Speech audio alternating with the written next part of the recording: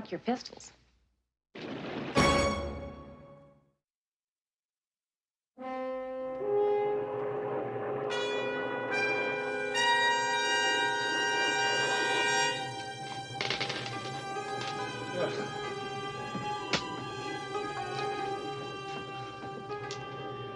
It appears you have met your match, my brother.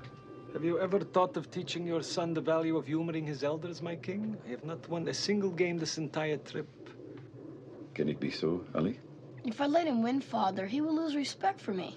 Besides, losing to Uncle Fahad would be almost impossible. I mean, I've been so lucky on this trip, I don't think I could have lost to anyone. Well, you see, he admits it's luck. Maybe it's time to change it. One more game, little Ali.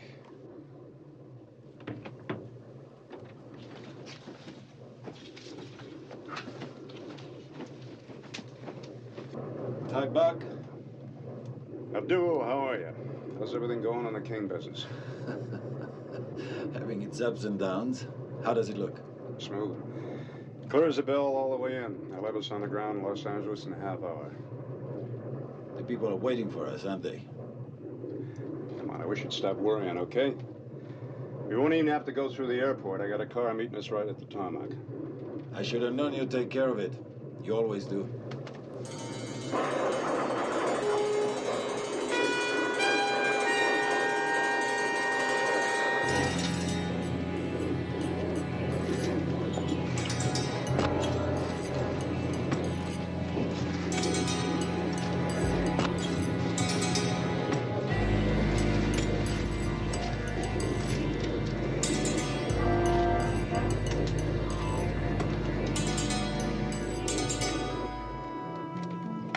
This one's to Russ Miller, VP Marketing for Hotel and Casino Division.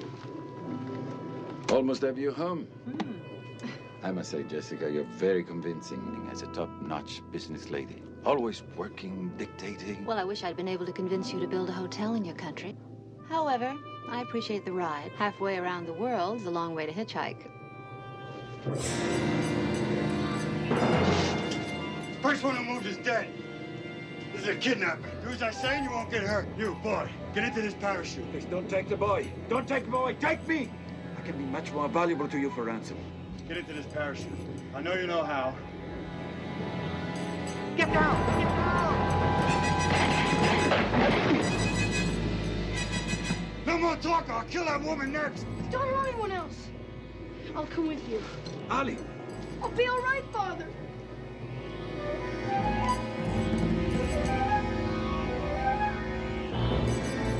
Sit down, or you'll never see your boy alive again. Don't take the boy. Please, I'll give you anything you want. Wait. You'll be contacted tomorrow afternoon at the consulate.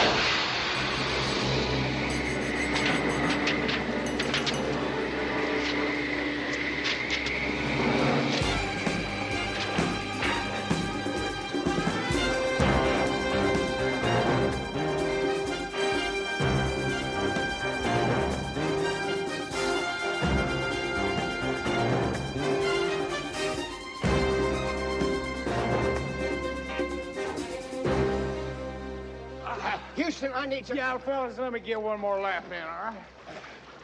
50 laps he swims every morning, rain or shine. Don't you think he'd be afraid of just wearing down to nothing? Well, that's an idea. Maybe I'll just jump in there and swim and swim and swim, and then till there's nothing left of it. Lamar, you can't swim. I can learn.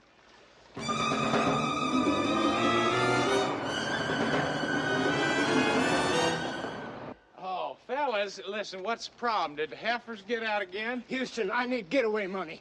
Getaway money? Yeah, Lamar and I thought we might head down Bolivia way. Oh, I see, and rob banks and trains like Butch Cassidy and Son. Fellas, what's going on? It's Beulah. She's coming for me. Beulah, your ex-wife? She was 3-time All-Texas barroom brawling champ. Yeah, I know. She was a big... Well, listen, I thought she remarried. 8 or 9 times that I know of. And I was only number 2. Only in the telegram, she says that she thought it over and that she likes Lamar best, so she's coming back to get him, whether he likes it or not. I was gonna tell that. Listen, fellas, this is the United States of America. Things like that don't happen. I knew know, it's too late already. She's come for me. Oh, fellas, I think we got ourselves a whole nother problem here. Hey, listen, where are you going? What the hell's going on here?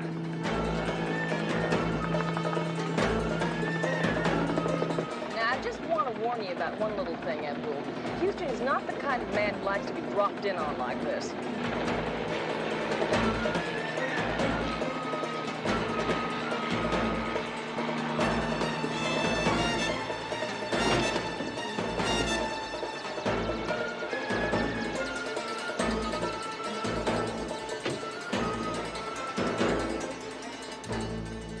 These some of your friends? Actually, they're friends of Buck McCune.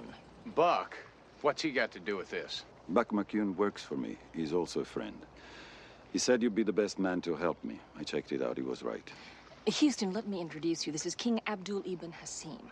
Now, last night, his 14-year-old son was kidnapped from the king's own jet. In flight, Buck was the pilot. Maybe in flight. You mean they parachuted? Yes. I love my son very much, Mr. Houston.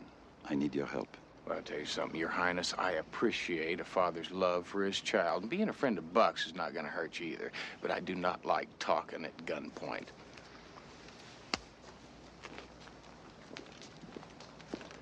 Bless you. I can assure you, Mr. Houston, no offense was meant sending my security people here first. It's just that after the kidnapping last night... Now, hold on a minute. Kidnapping. Now, I read the newspaper every morning. Now, how come I have not heard or seen anything about this? That's because I can't afford to have your police or government involved. Political situations at home make it necessary for this to be handled in utmost secrecy.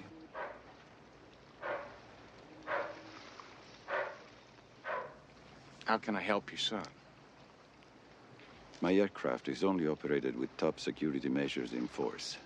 The only way the kidnapper could have gotten aboard last night was if someone already on the plane helped him. Houston, the Royal Security Force gave us dossiers on all the people on board. Now, that information is being fed into Baby right now. Well, Your Highness, I'll do the best I can. How can I get in touch with you? At the consulate. The kidnappers are supposed to contact me there this afternoon. Mr. Houston, speed is of the essence. I'll keep that in mind. Thank you.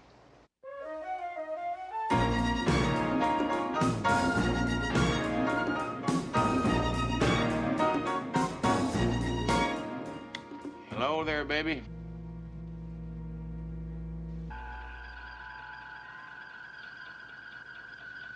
Now, besides King Abdul, there were only 6 other people aboard that flight during the kidnapping.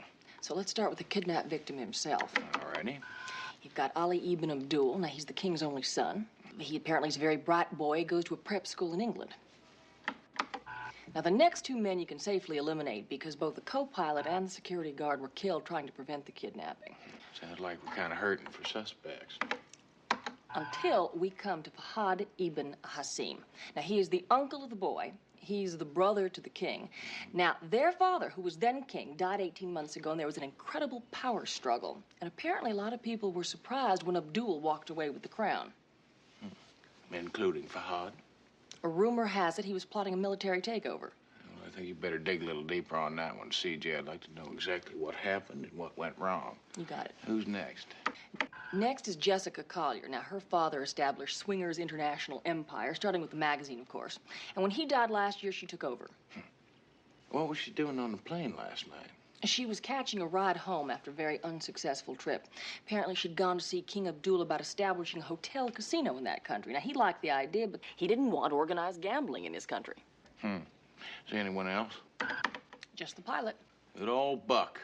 Frank Thomas Buck McCune, the kind of man people write movies about. Bush pilot, soldier of fortune, that sort of thing. And now, the confidant and private pilot to King Abdul. You know, when I was 14, that man taught me how to box. When I was 15, he taught me how to fly. When I was 16, he saved my life in a mountain climb. Houston, where are you going? Well, I think I better find out exactly what happened on that plane last night, and I better start with Buck since he got us into this thing. Listen, have Murray check into the little lady's company. I'd like to know how it's been going since she took it over. What, a company? No, I'm already a week behind. Murray, don't worry about anything. I'll fill you in. Yeah, well, CJ, call England. Talk to the boys' school. I'd like to find out how he's doing, especially in athletics. You want CJ to call England to find out how a boy's doing in athletics? Yeah. Sports fan, Murray.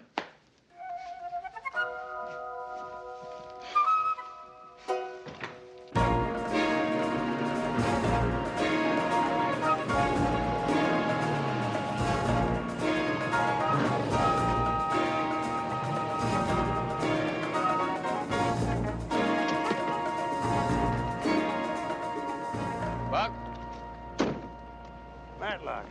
Hey! Oh, Fuzzy Matlock. Oh, boy. Hey, take a look at that. Little old boy got himself a shiny new buggy. Buck, I tell you, you haven't changed a bit since the last time I saw you, you son of a gun. Tell you something, it's good to have you in this one with me. Yeah, I'll tell you the truth. This one scares me. Listen, your pal, the King, seems to think that the only way that kidnapper could have gotten on that plane is if he had some help from somebody that was already on board. That's a fact. And the only place it could have happened was in New York. I put her down there for refueling. 20 minutes before I took off again, I secured the plane myself. I know nobody was on board then. So within that 20 minutes... Somebody got into the cargo area, released the hatch. I'll tell you, whoever it was knew what he was doing. Because he waited until I got over the Mojave and I brought the plane down to about 10,000 feet. Listen, can you show me a map of where that happened? Give me an hour so I can try to pinpoint it for you. Anything else I can tell you? Well, if you can fill me in a little bit on Jessica Collier. That lady. Well, now let's see. Does the word poison bring anything to mind? Well, you're that fond of her, huh? You always were a perceptive little devil. I'll tell you who was fond of her. Abdul. From what I hear, there were quite a number. Of course, that was before he became king. After that, he just kind of dumped her. At least that's the way the story goes.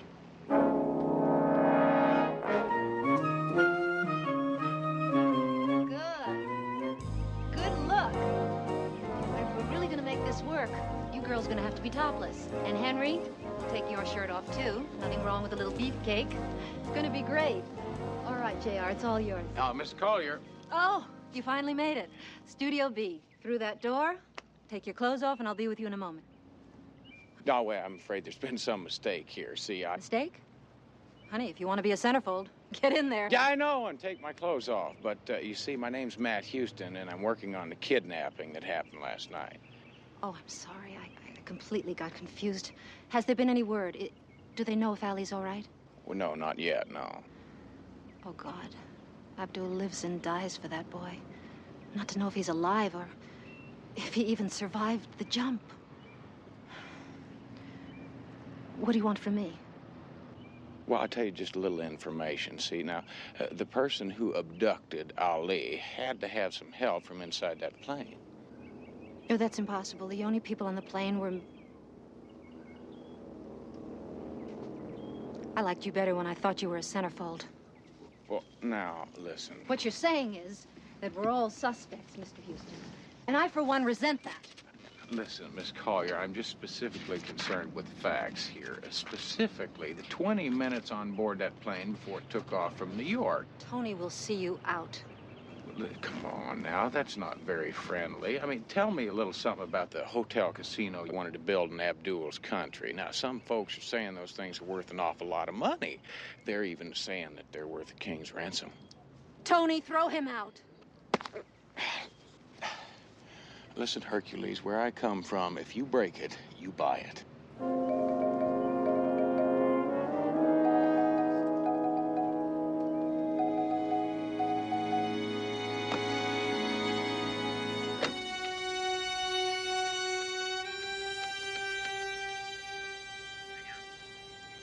We've got trouble. Name's Matt Houston.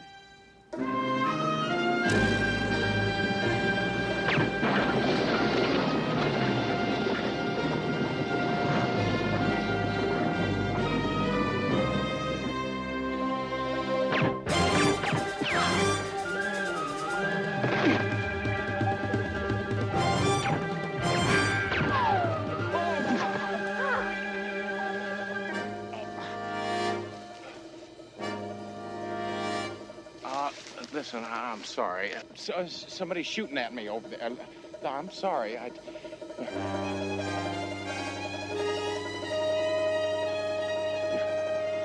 Happy trails.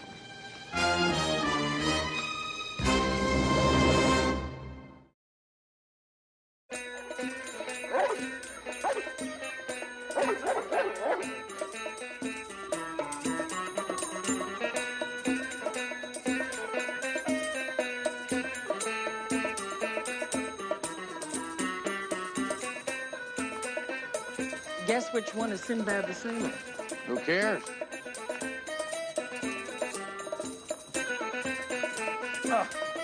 It would be Mr. Houston. I am Prince Fahad ibn Hassim Ahlu Sahla. I greet you in the name of my brother. Well, thank you very much. It's nice of you. Yanni. And you would be his beautiful assistant, Miss C.J. Parsons. My brother has told me of you also, but Allah Jabak, you are even lovelier than he scribed. Well, thank you. And he says you're a lawyer, too. It's so hard for me to... Come, Miss C.J. Parsons. I have something special for you. But Prince Fahad, we really think it would be important to see the king, and Mr. Houston feels the sooner the better. My brother is a king. He will see you when he will see you. It is this whole kidnapping business. It has him depressed. Very, very depressed, I'm afraid. It doesn't seem to cramp your style much. Ah, at last. A little token of my esteem for you, Miss C.J. Parsons. The diamonds and the rubies are from the mines once known as King Solomon. The gold... What does it matter where gold comes from? Prince Fahad, thank you, but no thank you. So, if this is what you Americans call hard to get, people who know me well, Miss C.J. Parsons, will tell you, I get what I go after. I do not tolerate the pain of disappointment well. Well, this same disappointment that you don't tolerate very well, did you feel the same thing when your brother was chosen for king over you? You are in luck, Mr. Houston. It seems my brother has chosen to see you now. The secretary will show you the way. Mr. Houston.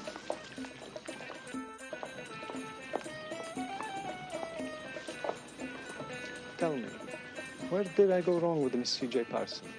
Oh, well, that's easy. See, it was the diamonds and the rubies. See, I'll tell you what she really goes for is emeralds and pizza. Yeah, pizza from Mom and the Belly's restaurant. Oh, he goes crazy for that stuff. Remember that? Pizza?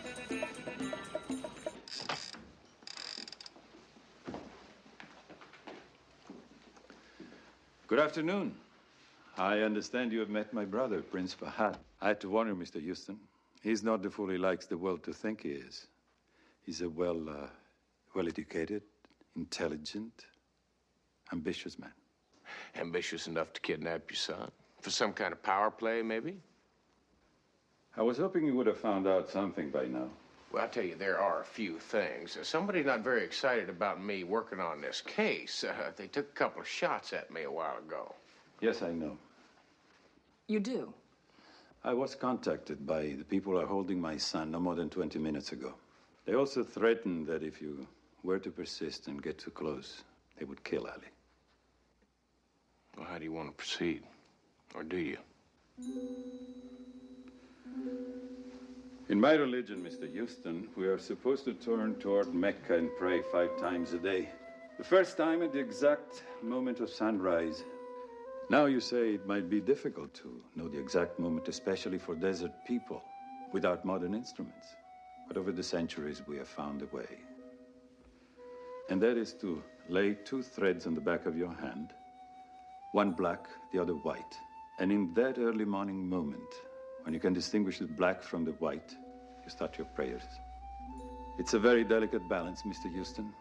The sort of balance I hope we can attain in this situation. I desperately want to save my son's life.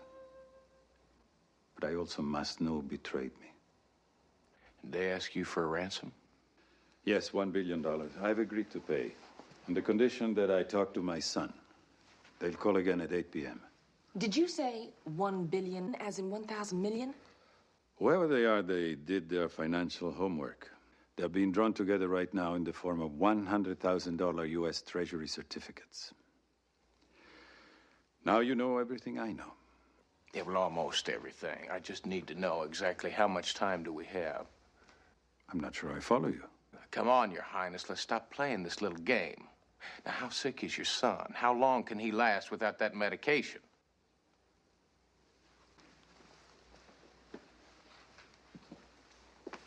How did you find out? Something you said out at the ranch, it bothered me. I did some checking on it. Now, you took your son out of school right before the midterm examinations, and that's not right. Now, your son was a very fine athlete, and then just 3 months ago, he was excused from all physical activity on a medical waiver. Yes, my son has a heart problem, something that only developed recently. I've been assured it could be corrected with surgery. That's why you brought him here for the operation, huh? Yes. Why is there so much secrecy surrounding his ailment? Unfortunately, Miss Parsons, I live in a country that sees weakness as a sign to attack. I was afraid that if it were known, some of my enemies would have taken advantage of it. Yeah, well, I got a sneaking suspicion they already have.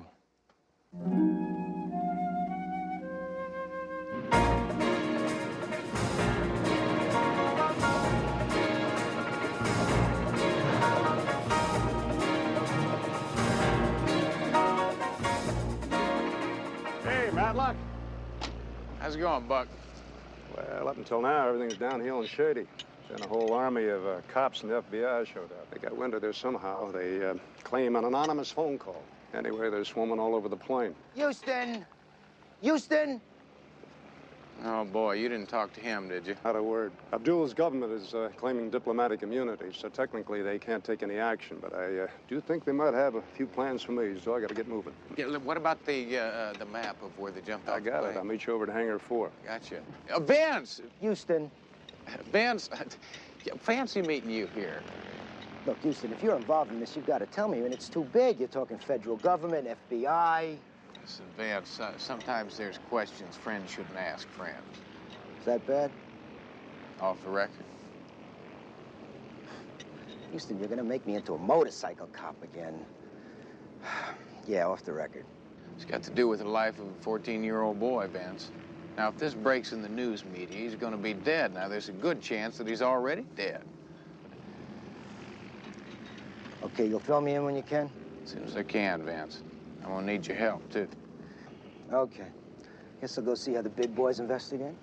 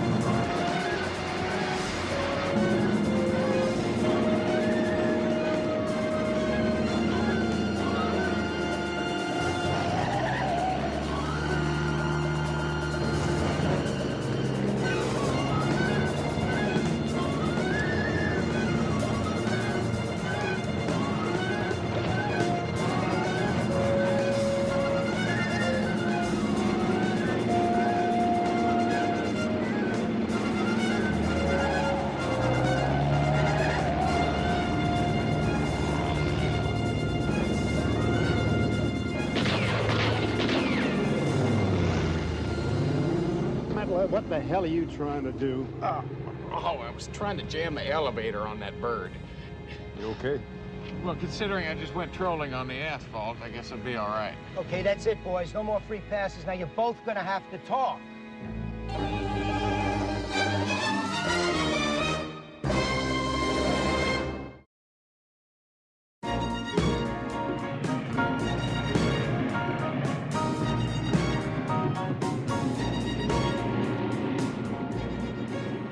Houston, we have an aircraft belonging to a foreign government with bullet holes in it.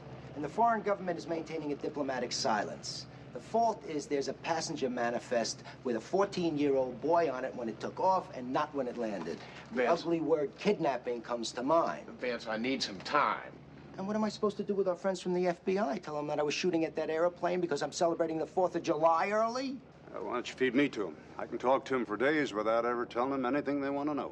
Now, that's fact I can attest. Now, look, Vince, I know you're sticking your neck out on this one, but if you could just stick it out a little bit further. What's 15 years on the force between friends?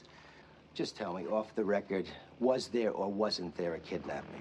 Yes, there was, Vince. Now, a 14-year-old boy and his abductor parachuted out of a plane somewhere over the Mojave. Now, Buck's got that spot marked on his map.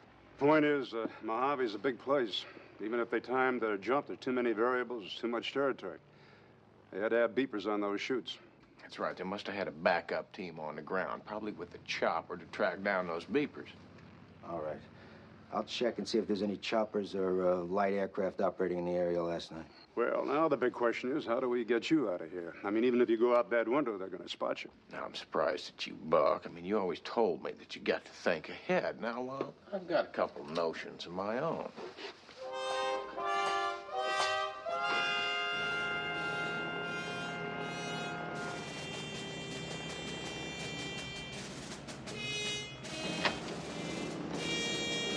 Gentlemen, Mr. McCune is ready to talk to you. Hey, where's the other one? What other one? You know what other one? The cowboy.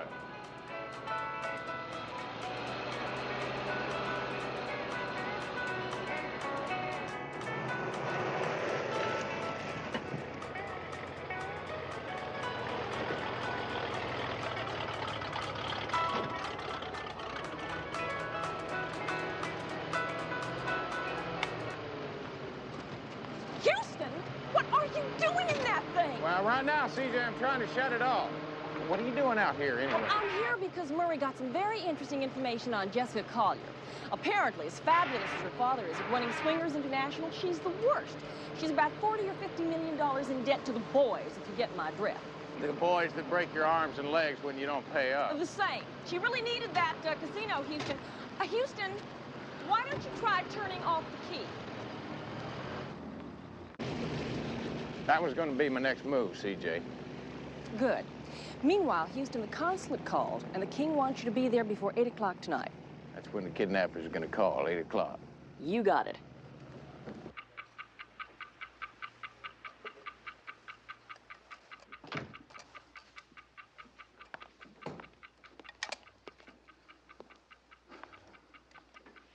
Thank you for coming, Mr. Houston.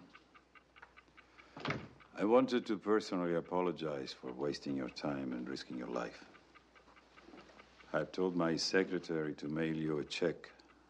I hope it will be satisfactory. A check? It's very simple. Your services are no longer required, Mr. Houston. It's over. What happened? Did something happen to your son? No, not yet. So far, the only thing that has happened is that allies played a great joke on me. Well, I'm sorry. I'm afraid I still don't understand you.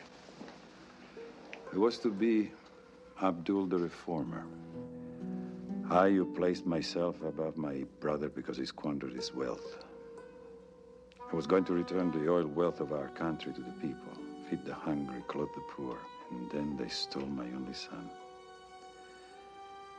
In order to buy him back, I was ready to forget all, the hungry, the poor, everything.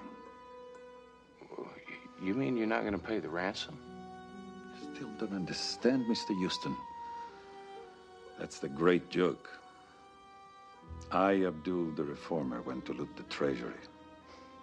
It was too late. The first of my reforms had already started. Mr. Houston, I don't have the money to ransom my son. You can raise the cash somehow. I mean, there's got to be other sources. Of course, but it would take time. By then, my son would be dead. Abdul, look at me.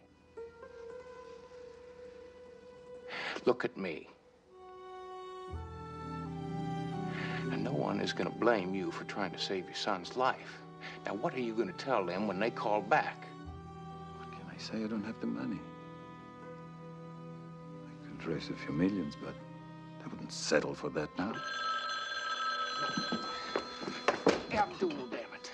I will do anything. You just stall. I will deliver it. You would, but how? Listen, we can fill a suitcase full of newspaper, anything. We got to stall. They'll kill you if they find out. Listen, we have not got another choice right now. Now, come on. Go ahead.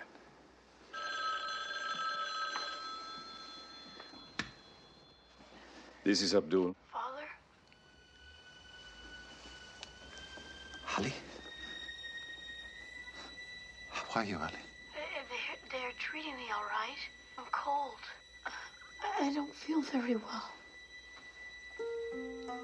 You've heard he's alive? Do you have the ransom?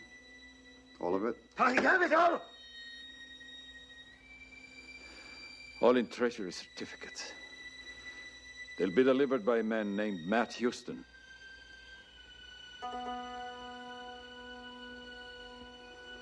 We will call again. 5 a.m. with final instructions.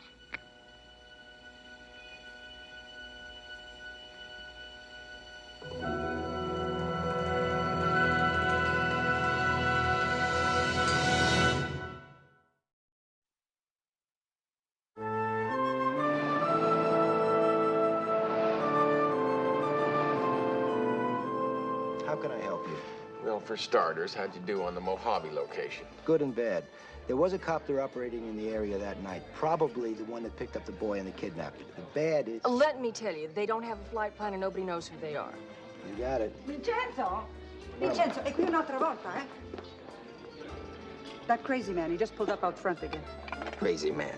Ma quel matto là, the one who has the bed sheets on his head. The one who says he wants to buy my restaurant. Prince Fahad? What would he be doing here? Well, I'm afraid that's my fault. See, I told him that you were crazy for Mama's Pizza. You did? Miss C.J. Parson, I called your house, your office, looking for you. Green emerald. For the green envy every woman must feel when she see your beauty. You told him about those two? Yes, I did. Yeah. Madame Novelli, please, 1,000 pardons. I make it 5 million for this lovely restaurant. 10 million. Price does not matter. It is a love offering. Vince, I think I better be going now. Houston, where are you going? Well, to tell you the truth, I'd rather catch a kidnapper tonight than have to make that delivery tomorrow. Anyway, I better start eliminating some of these suspects. Suck time, Mr. Houston, leaving so soon. Oh, yes, Prince, but I tell you what, I'll be talking to you real soon. Listen, the emeralds and the pizza at work, she's crazy about you.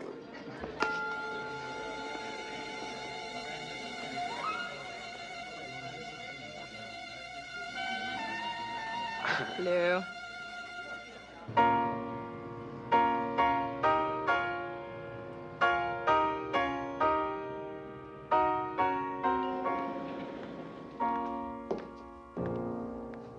You enjoy drinking alone? Well, only when I know a pretty lady's gonna join me. A little, bubbly. Thank you.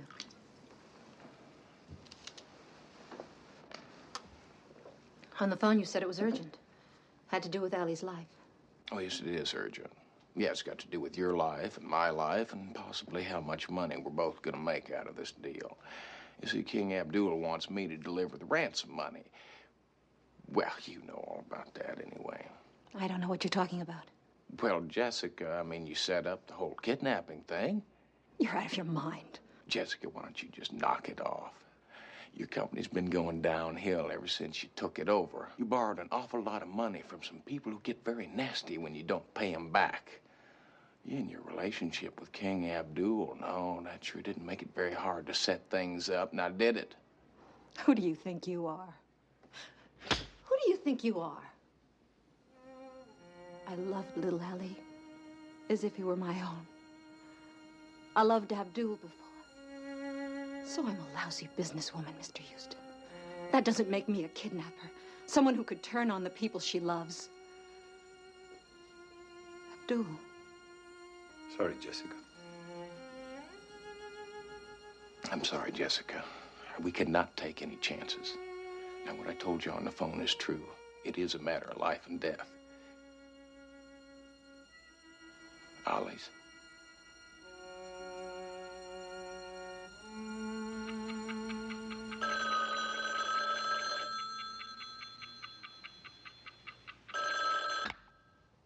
This is Abdul. Listen carefully. I'm only going to say this once. Now, you listen to me, friend, for just one moment. Now, I know you're doing exactly what you're told. But I tell you, this thing could go a whole lot smoother and a whole lot faster if you just put your boss on the phone. Put Buck McEwen on the phone. Hello,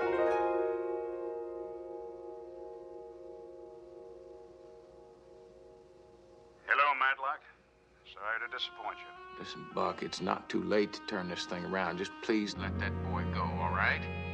And I promise you, I will give you time to get away. Bottom line, Matlock, I get the money or the boy dies.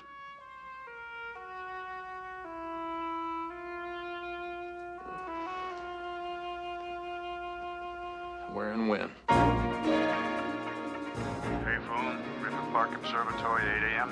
Of course, you know I'm going to have to put you through a few paces to make sure you're alone.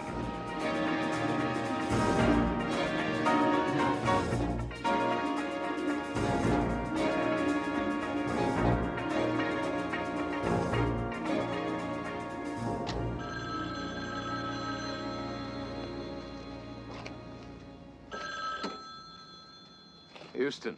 Hello there, Matlock. Hello, Buck. Look, old buddy, there's no point in either one of us getting hurt.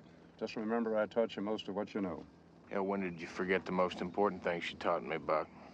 Like honesty and the value of one man's word to another. Now, here's the bottom line. If you look across the street, you'll see a motorcycle. Just go in the direction it's pointed. You take the first fire road.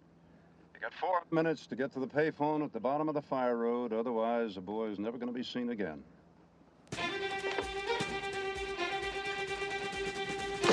Payphone at the bottom of the fire road, Ben.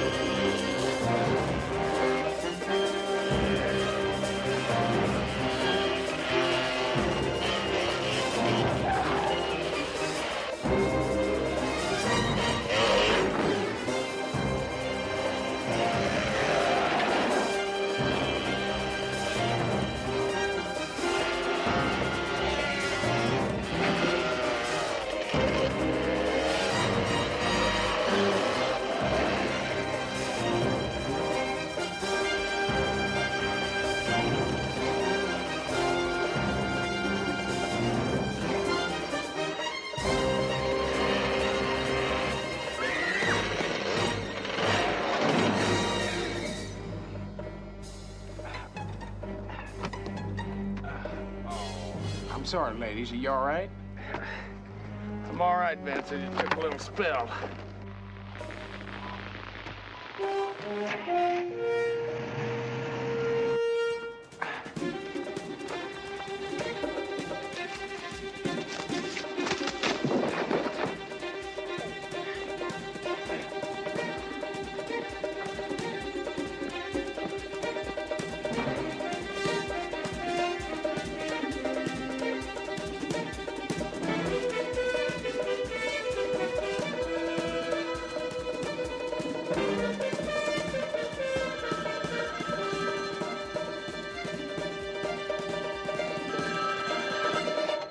Houston.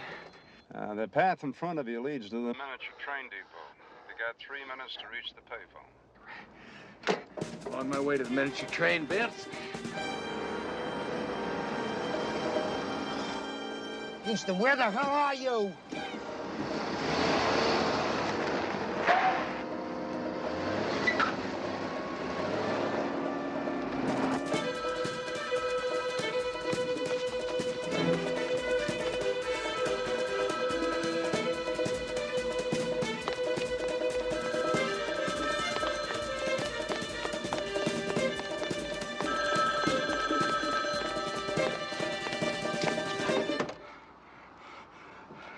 Listen, you gotta know I'm by myself right now. Now, come on, what do you say you slow the pace down a little bit? You see the bus stop across the street? Be a bus along any minute.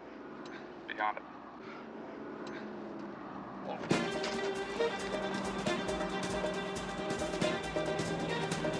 Catch the bus, Vince. As soon as I know where it's going, you'll be the first to know.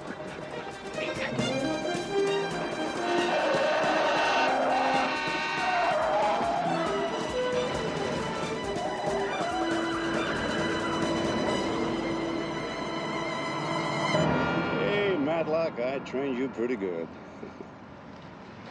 Not you, just some money. No, without the boy, Buck. I'll use it if I have to, and I don't want to hurt you. Listen to me, Buck. That boy has not got a chance unless he gets to a doctor in a hurry. Put in the money, or the boy hasn't got a chance.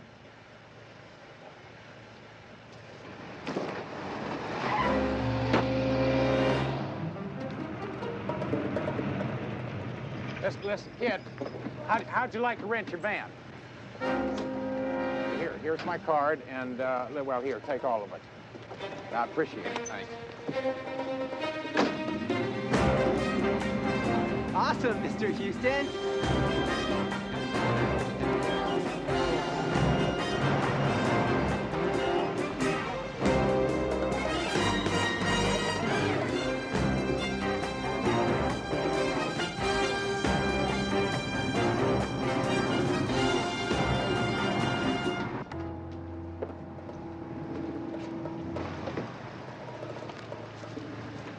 Head for the airport. Make sure the plane's ready.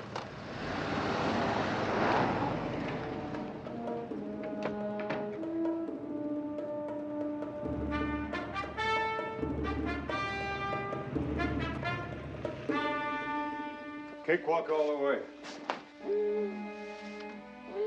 How's the boy doing?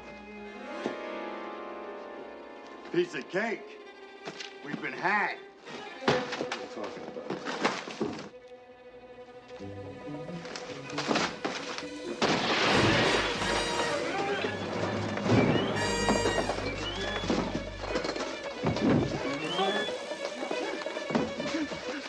I told you not to bring him in on this. But you had to show off. Let them investigate. You never suspect us, Dan. Just put it down, all right? There's no use. Now give it up! He's right, Krieger. It's over. It's all over. Only if I go to prison. There are only two people who can do that. I'm gonna kill. Krieger!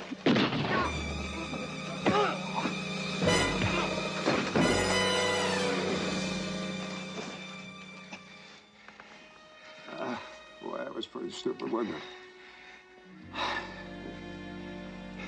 Don't let the medics get to me, okay? Couldn't handle prison. Buck, why'd you do it? Too many things, too many places. And that was a chauffeur, a private jet, brass ring. I just could never catch the brass ring. Hey, Madeline. Don't be mad, huh? Buck.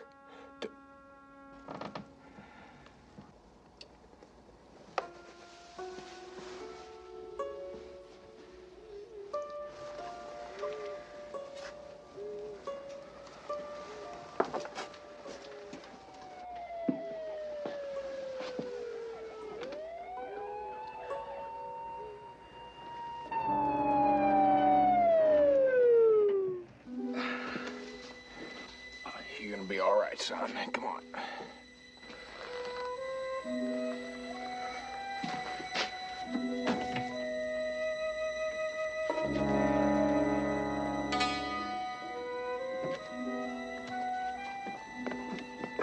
Where's Buck McEwen? Inside, Vince.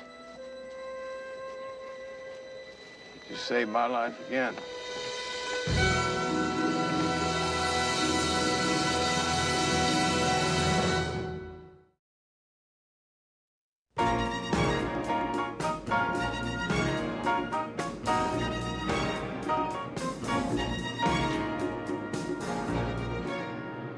How'd you ever get on to Buck in the first place?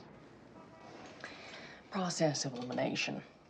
Once he decided Jessica Collier didn't do it, he checked into the background of Prince Fahad and discovered that he couldn't have organized a Cub Scout raid on a marshmallow hunt.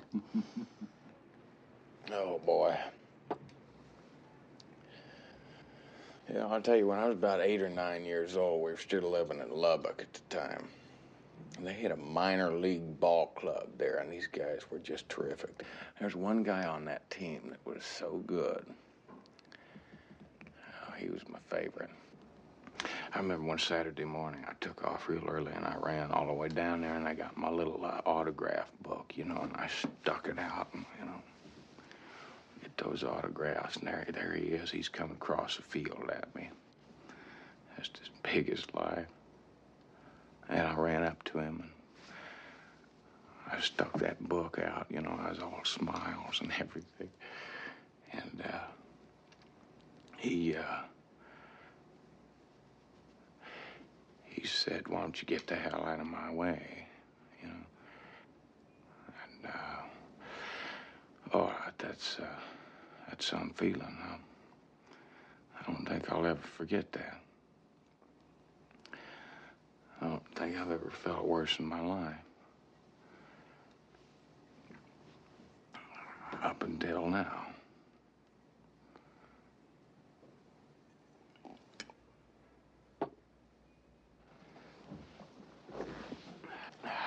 Listen, everybody, I'm sorry. I'm being kind of a wet blanket tonight.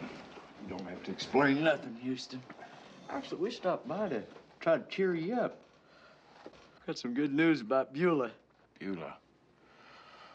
Fellas, I forgot all about Beulah. Is she still coming after you? Well, she was, till I outslickered her. I sent word that I'd joined the Peace Corps. He said he'd been sent off to Africa. And Houston, that woman's so dumb, she took every word of it. Lamar! Lamar Pettibone, where are you hiding? Lamar! Lamar Pettibone!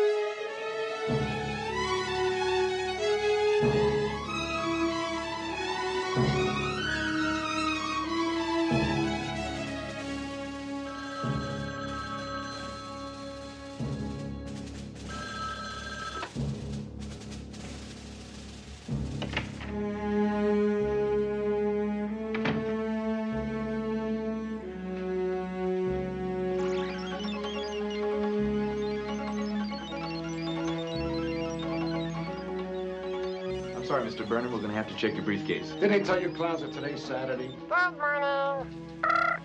Sir, if you would just... Ah, what's the use here? Keep it. Compliments of Herman Burnham. Your boss will probably think I stole it from him anyway. We'll have to have your identification badge also.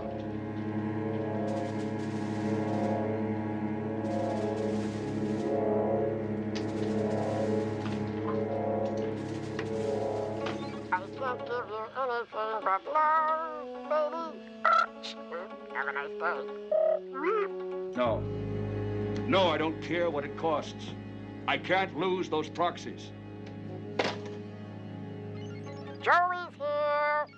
Hello, Joey. Hello, boss. Here's your mail. Thank you, Joey. Have a nice day.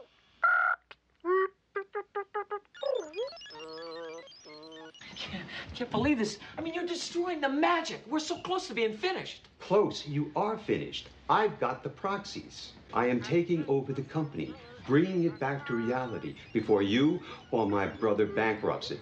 Now, here's a bulletin. It's over. No, it's not over. Joey's wall is my life, and I'm not letting you throw it away. Hello, John Gordon. Here's the mail for the lab. Thank you, Joey 3. Have a nice day. love you, John Gordon. I can't give you anything but baby.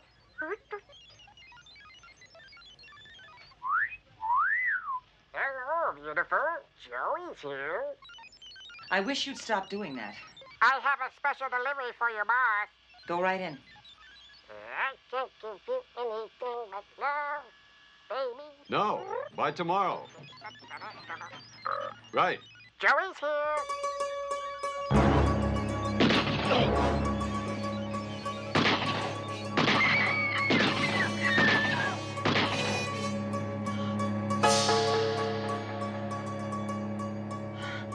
Have a nice day. I can't give you anything but love.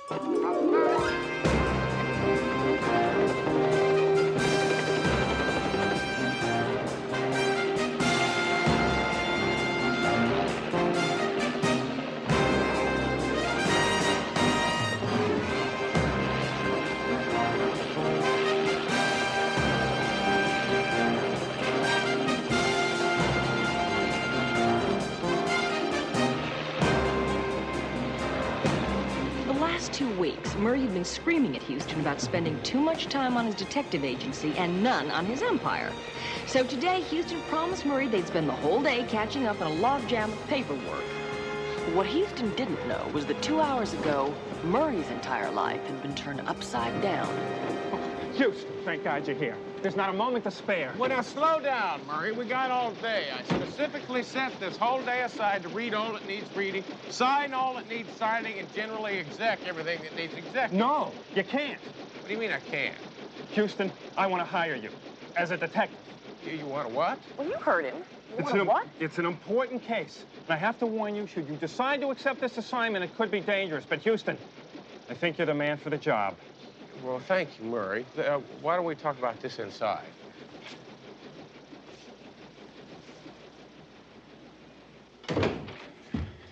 In a way, of course, it's your fault. You might keep that in mind when we discuss your fee. Well, consider it kept in mind, Murray. Now, what's your problem? You know I'm one of the trustees for the Meadowood Children's Home. Oh, I remember when you volunteered to help and you invested some money for them. Hoyt Electronics, if I'm not mistaken. Yes, because John Gordon Boyd had just signed on to head Hoyt Electronics' video division. It was Houston who showed me the newspaper article. It was his suggestion, in a way. Well, Murray, I don't give stock tips, but I do know who John Gordon Boyd is. The man's a genius, and everybody around him is going to make buckets of money. Unless he's arrested for murder. You want to pass that one by me once again? Willie Hoyt, vice president and co-owner of Hoyt Electronics, was murdered less than 2 hours ago. Now, the information I have is sketchy, but John Gordon Boyd seems to be a prime suspect. Well, is there any reason why they suspect him more than anybody else? It was his robot who did the killing. His robot, as in mechanical creature? But of course, Houston, those people at the orphanage trusted me, and now their investment. Please, you've got to help me. Murray, you got me. I'll do the best I can. I mean, you'll do it? Mm-hmm. You'll take the case? That's what I just said. So what are we standing around here for? Come on. We got a case to solve, cowboy. Well, Murray, I'd like to finish Let's shake a leg, Houston. Coffee. Yes, sir.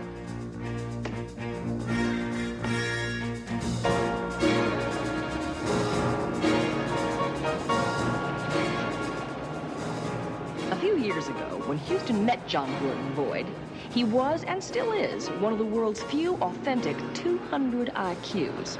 Still in his teens, he became a legend of the video game industry and the creative backbone of Hoyt Electronics. Where's John Gordon? Now tell me, does that look like the face of a killer? Murray, have you ever heard of Babyface Nelson? You're a pretty boy, Floyd. Billy the Kid, and I'm sorry I asked. Gee, I couldn't believe my ears when Murray called and said you were coming out. Well, he said you might be in a little bit of trouble, so we decided to wander out. Listen, this is C.J. Parsons. She's my top lawyer and a good person to have around. I know what to say. I mean, all you being out here. Nobody's ever gone to bat for me before. Have you ever been in trouble before? Hello. Please get out of the car, gentlemen. Ma'am? What's this? All callers' cars must be searched upon entering or leaving the premises. Well... In addition, I need you to wear these identifying badges on your person in plain sight at all times. Oh, look, please wear the badge. I'd even be stopped if I wasn't wearing one. Houston, the video game business is a multi-billion-dollar business, but it's a competition of ideas. First one with a Pong or a Pac-Man wins all the marbles. Mm-hmm. Murray's right. And the industrial theft of ideas is a major problem, so obviously the security has to be intense. While you're on the premises of Hoyt Electronics, you will not stray from restricted areas. I'll orient them. Listen, I'll just pull my car around. No, look, they'll have to park your car. More rules. Listen, what happened out here this morning? Well, Willie Hoyt called a meeting to discuss Joey's World. Oh, Murray mentioned that. Now, what exactly is Joey's World? It's the ultimate video game. It's going to be life-size, Houston. It's incredible. You have to see it to believe it. Anyway, at the meeting, Willie Hoyt said he was going to take control of the company and cancel Joey's World. I don't know. I'm afraid I threatened him. Yeah, well, don't worry. The man wasn't threatened to death. He was shot to death. Yeah, well, why don't we take a look around, huh? Right? Whoa! Why did you shoot him? What am I doing?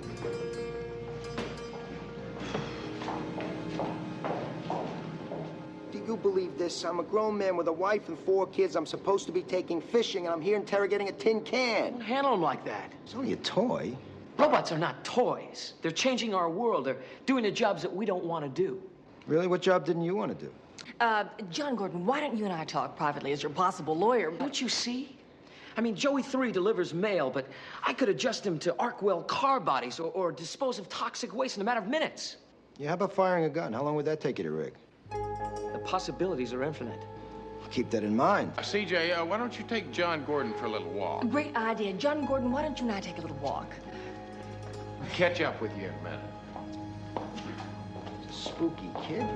Well, Vince, he's a dreamer. I mean, he sees things a little differently than most of us. How's this little fella work? You just talk to him. He's got some kind of voice programming or something. It sounds complicated, but it isn't. Anybody can give him instructions by inserting a tape cassette. Anyone, huh? What's your name? Joey, what's yours? Got Matt Houston. I'm a friend of John Gordon's. John Gordon's a nut, but I love him anyway. Why'd you kill Willie Hoyt? Want to try a rubber hose? Come on, Vance. Feeling okay, Joey? All systems are go. How long you worked here, Joey? I was born here. Well, listen, have you got any idea who put that gun in your hand? Why didn't he answer? I don't think he knows. A robot can only respond with information that's been programmed into him. So, in other words, he's got no memory of the murder because that information's not on the tape that's inside of it. That's right. So how'd he fire the gun? That's a very good question, Vance. John Gordon would like Mr. Houston to meet him in Joey's World. Well, lead the way. Another one.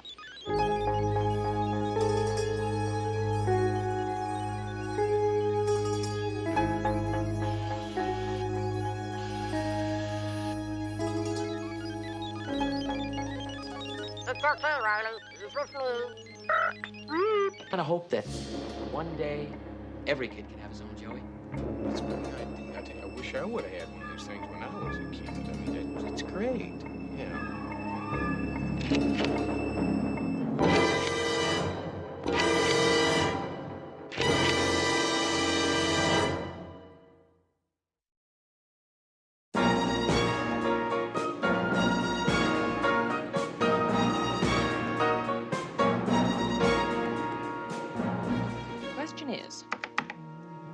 Programmed Joey to kill Willie Hoyt? The answer is any one of the 4 following people. They were all in the area of security before or during the time of the killing. Here you have John Gordon Boyd, Hoyt's creative genius. Yeah, when John Gordon Boyd was showing off Joey's World to us, I tell you, I saw something in his eyes, and it was a little funny. It was almost fanatic-like. Yeah, who's next? Next, we have Richard Hoyt, the dead man's older brother. Apparently, the 2 brothers built the company up together, but young Willie objected to the money being used to develop Joey's World. So he and a couple of the other shareholders were about to take over the company. So Richard was on his way out. Yeah, well, people have been known to kill for less. You bet. Now, here we have Herman Burnham, the owner of Burnham Electronics and Hoyt's #1 competition. Yeah, I know him. He tried to get me into a business deal one time. Well, from the tone of your voice, it doesn't sound like it was a barrel of laughs. Yeah, about as much fun as finding a diamondback rattler in your boot. CJ, that man's a crook. From what I hear, he left Hoyt Electronics just 5 minutes before the murder. And last but not least, we have the deceased secretary, Miss Glynis Duran. She's single, impeccable credentials. Where do you want to start? Well, let's start with her, CJ. That figures.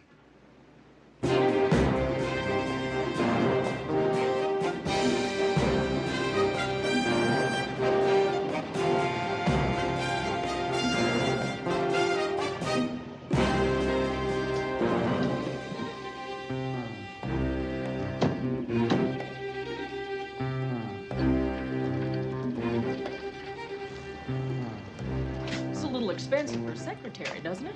Sure does.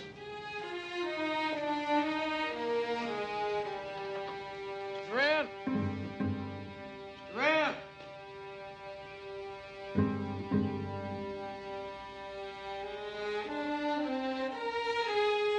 CJ, I'm getting a funny feeling. I know what you mean. Better check upstairs. Miss Duran!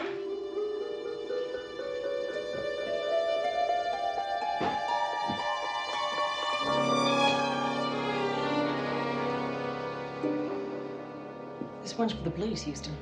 You might be right.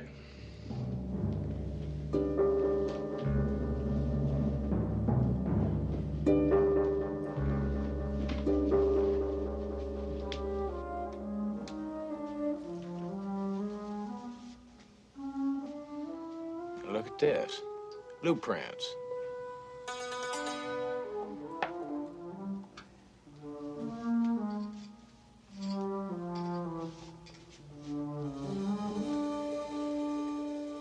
CJ, would you look at here?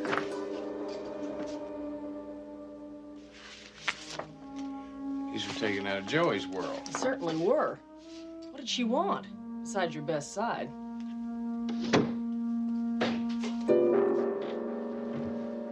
Hey! Stop doing that. Good idea. She hadn't done that.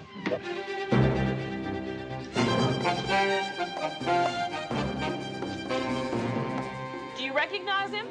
Yeah, it's Hoyt Electronics' chief rival and the favorite crook, Burnham.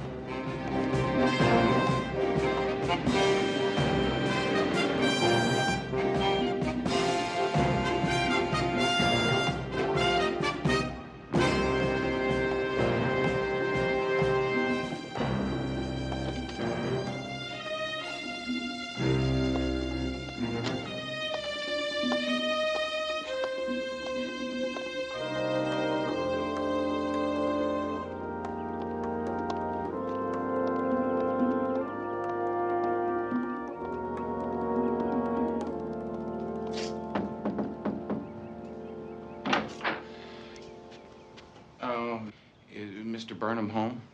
How would you like to have your head stuffed through your collar? Well, no. Yeah, I mean, not really. Listen, yeah, if I could you...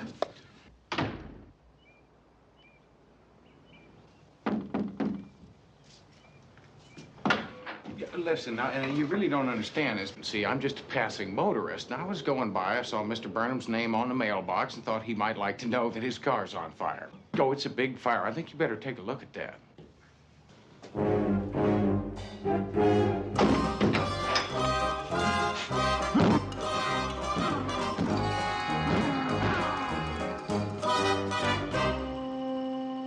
Houston, what are you doing here? As far as you're concerned, I'm in South America. No, you're not, Herman. Especially since you took the photos out of Miss Duran's house.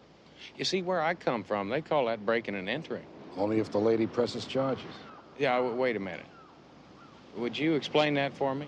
What I meant was I met Glynis at the Hoyt place, and she seemed like a nice lady, that's all. I get it now. Yeah, you bribed her to spy for you. So what? I mean, Hoyt stole from me, too. That's part of my business. You don't think so? Look at this. This is Joey's World. I'm Marvin's Maze. Two guys working on the same idea at the same time. Now, did he steal the idea from me? Who knows? Yeah, well, I'm not talking about honor among you two thieves. I'm talking about murder. You remember Willie Hoyt. Yes, he was murdered. Now, why would I do that? Because you're a greedy man. And I know that there are billions involved in this electronic video game business. And who comes first at it?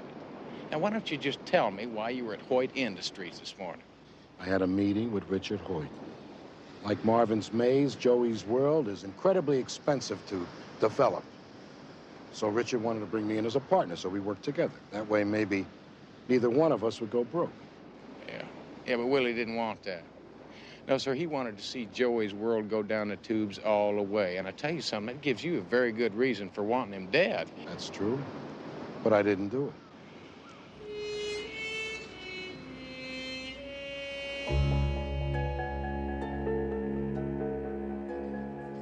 Blueprints? Photos of her boss. What's it mean?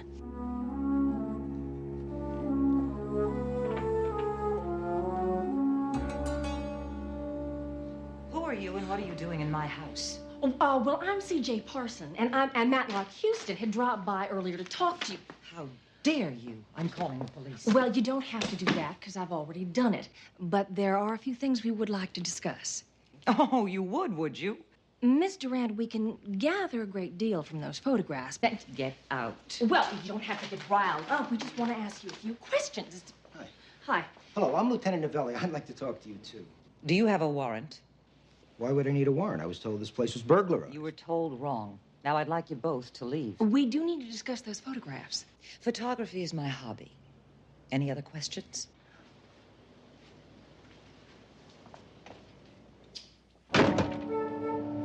I guess not. Now, why would she ask for a warrant? The lady asks good questions. What lady?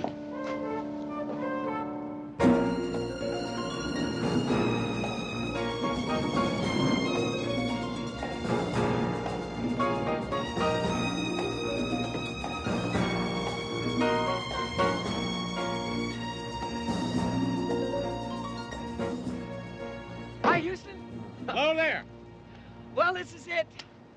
This is where we're gonna build Joey's World. Isn't this wonderful? Well, this is really nice.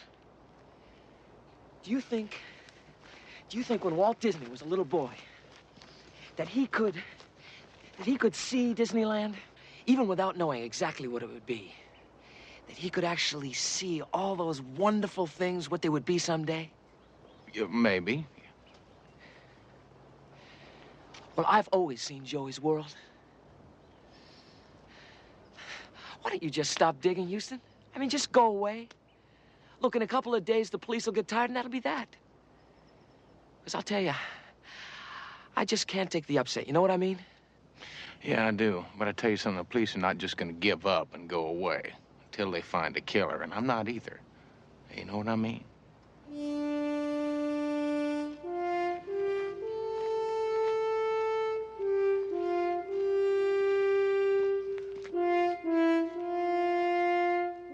Mr. Hoyt, my name's Matt Houston. Yes, I know. John Gordon told me about you.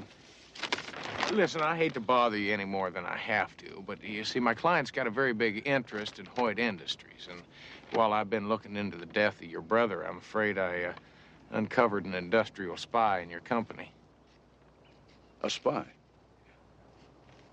Who? Well, I'm afraid it's your brother's secretary, Glennis Durand. I'm stunned.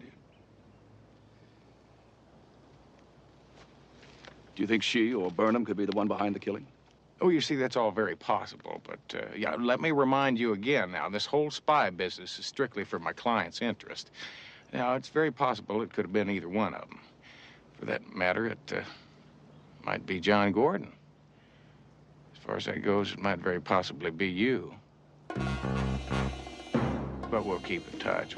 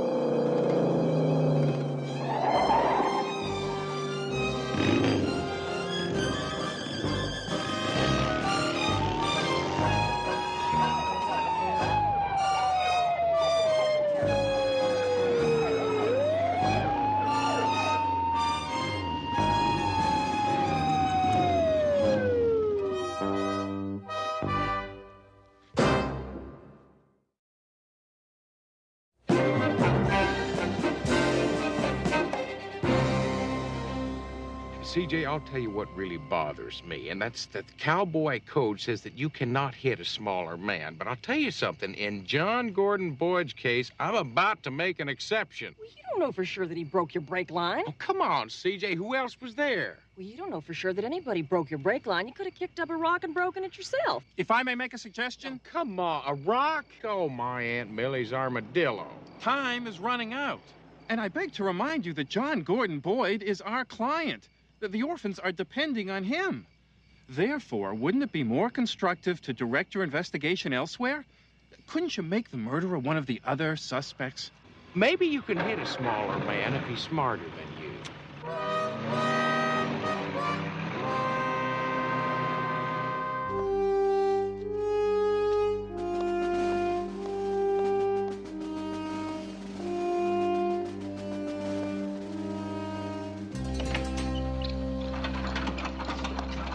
Now, Richard told me not to talk with you, Houston. Yeah, well, Richard does not count right now. John Gordon, you are going to talk to me whether you like it or not. Goodbye, Houston. You just hold up. What do you do? This is ridiculous. You're wasting your time. Now, John Gordon, you are going to talk to me. What's going on? Wait, I'm going to find a baseball what bat. are you doing? This is ridiculous. Will you let me down? A piñata. John Gordon, you are going to talk to me. All right, what do you want to know? First, I want to know why Richard told you not to talk to me. Because you might find me guilty. Well, are you guilty? I mean, did you kill Willie Hoyt? Of course not. Look, Richard said with all your poking around, who knows what results you might come up with. Hopefully the right ones. That's what I'm looking for. Now, Willie Hoyt was not the only one you did a number on. Now, why'd you try to kill me? What are you talking about? My brake line. You cut my brake line out on the hillside. Now, Hoyt and yourself were the only ones there, and I talked to him till I left. Now, it had to be you. I don't know anything about your brake line. Why didn't you ask Burnham? Burnham? Yeah, he was supposed to meet us out there, too. Well, now, if you tell me Miss Glennis Duran was supposed to show up out there, I just figure it was a nice big family picnic. She was there. Didn't you see her? No, but maybe I should. Oh, don't worry about it, Houston. Joey, will you please? Immediately, John Gordon.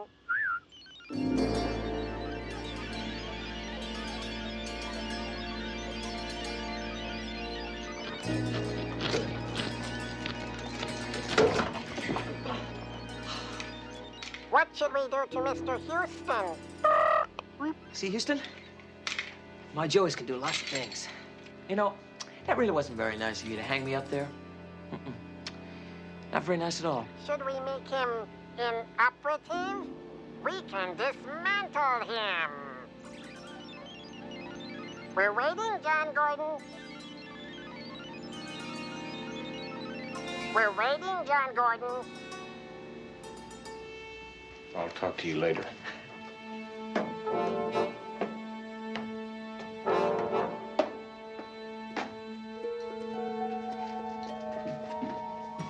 Well, you're an industrious lady working on Sunday. I'm cleaning out my office. I have been fired thanks to your meddling. Oh, now, come on. You can't be angry at me for finding out you were spying for Burnham. I mean, that's my job. You wouldn't understand. Anyway, it doesn't matter now that Willie's gone. Willie? You called him Willie, not Mr. Hoyt? What's the matter, Mr. Houston? Don't I look the part? That's right. I was Willie's lady. No one knew it. Now it doesn't matter if they know. So you loved him, huh? More than I could tell you. I'll tell you something, it's easy to say that you love somebody, but I mean, really, here you are stealing all of his secrets and selling them to Burnham. I mean, unless he wanted you to steal those secrets and sell them to Burnham. That's it, isn't it? Yeah, because he would have done anything to keep Joey's world from getting off the ground. And Burnham double-crossed him, went in partners with Willie's brother. Just to finish up Joey's world. When Willie found out, he said he'd kill Burnham. Yeah, unless Burnham got to him first.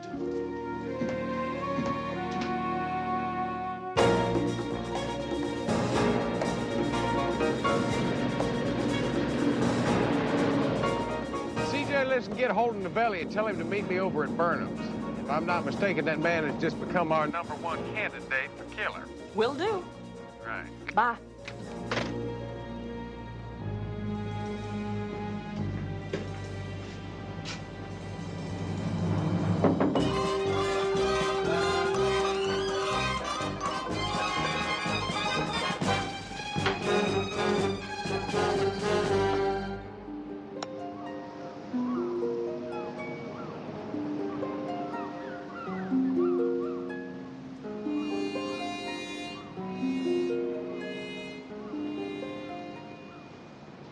You again? How do you keep getting past my man?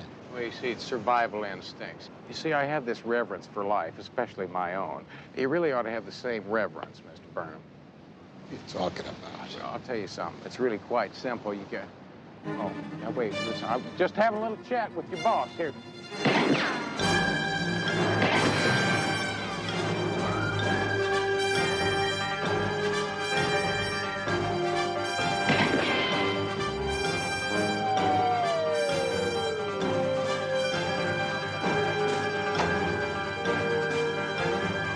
Call the police!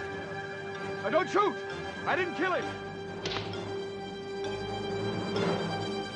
Don't shoot, please! I didn't kill him. What are you doing with a gun in your hand? I came to talk to Burnham. I heard shots. Look, I always carry a gun for my own protection. Well, until we find out whether that gun shot Burnham, we're gonna have to take you in, Mr. Hoyt. But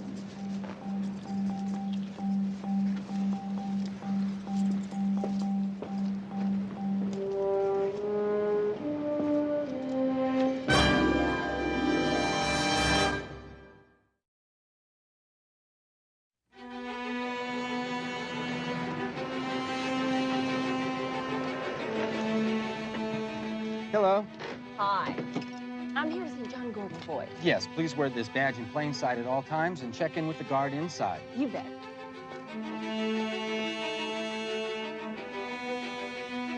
Hello? Hello?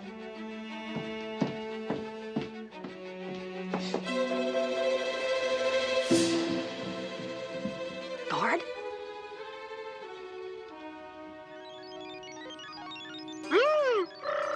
Oh, scared me. What happened to... You're to follow me. I think I'll come back another time. John Gordon's at Joey's World. I'm supposed to take you and Mr. Houston there. Well, Mr. Houston isn't here right now, but I have an idea. I'll go get him, and... Please, I'm supposed to give you something. Ow!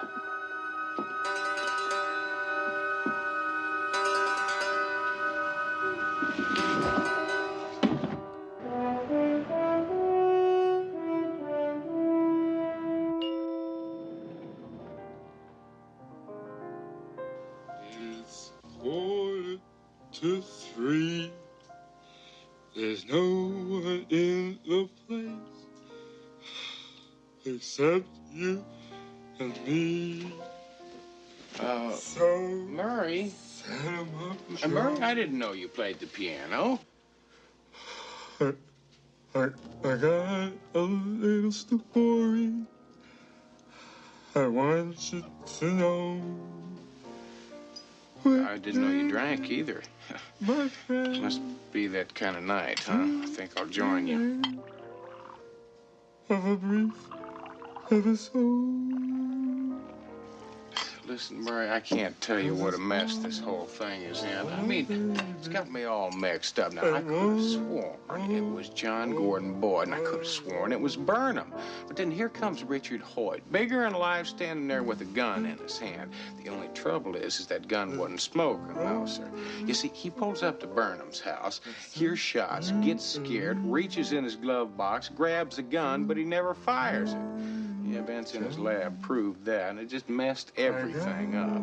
So who killed Hoyt? Who killed Burnham? Want you to know. Where's CJ? My baby. And one more for the road. Murray, what are all these documents here? And one Murray, that's the mortgage to your house. For the... Mr. Matlock. All those poor little orphans out in the snow. Murray, it doesn't snow here. The children's home. They trusted me. They depended on me. So you're gonna mortgage your house just to bail them out, huh? They trusted me, Matlock. And tomorrow, the stock is going to fall out of bed right down the old drain, and the orphans right along with him. You didn't solve the case. I don't blame you. It's not your fault. It's mine. Where's CJ? I just asked you that, Murray. Oh. That's right. She got a phone call. It sounded urgent. Meet John Gordon Boyd at the factory. Well, it's a little late at night, isn't it? John Gordon Boyd's secretary called. It sounded urgent. Murray, John Gordon Boyd does not have a secretary.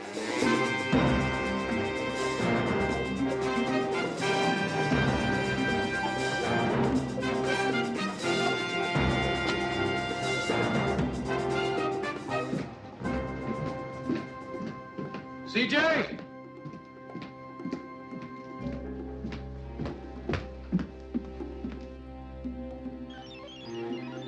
If you're looking for CJ, don't search high and low. Joey's World is the place to go. Who's your voice today, Joey? Who sent you to fetch me? Follow me if you want CJ alive. You get me to CJ. This isn't funny anymore, Joey.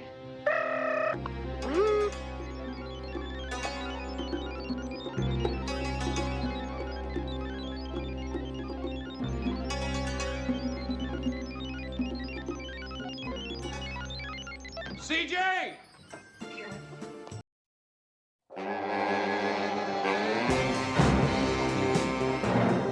Well, when the stock market opened on Monday, Hoyt Electronics stock was as solid as ever. With the arrest of Glynis, John Gordon was cleared, and soon, his dream of Joey's World would be a reality. Listen, thank you. Now, Houston, you scratch your John Hancock on this one, and we're done. Murray, good to see you. You'll be thrilled to know that we're all through with our work. Murray? Maybe I found him like this, you see. I tell you, he looks like a fish that's been on the creek bank for several days. Are you feeling any better, Murray?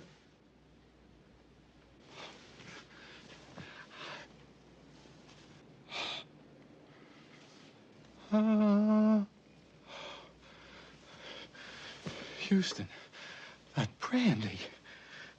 I will never, never, never drink again. I swear to you, I will never touch another drop. What's this? Someone's got the same name I do. It's not the same name, Murray. It's for you. Yeah, listen, Murray. Maybe you shouldn't look at that right now. I mean, there's a better time. It's a bill from you. Well, Murray, you did hire Houston, so we thought we ought to itemize things a bit for you. Murray, hold on. Just a deal's a deal. Listen, Murray. It's just a joke. The whole thing's a joke. A joke.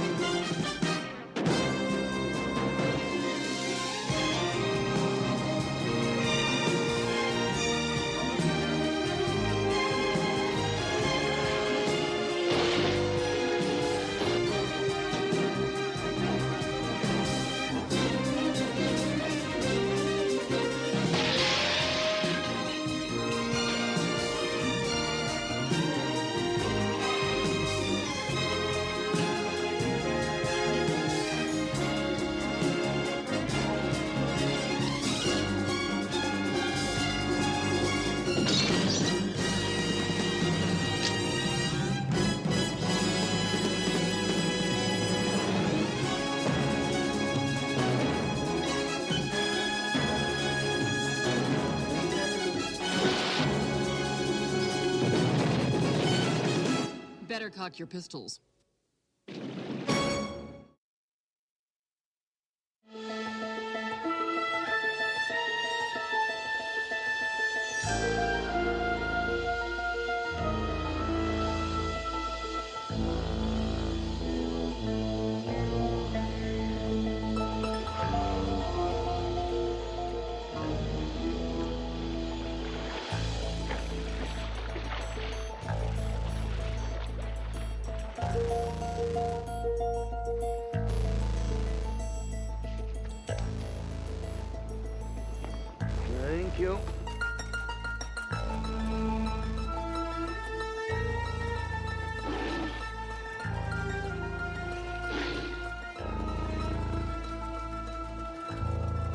Hello,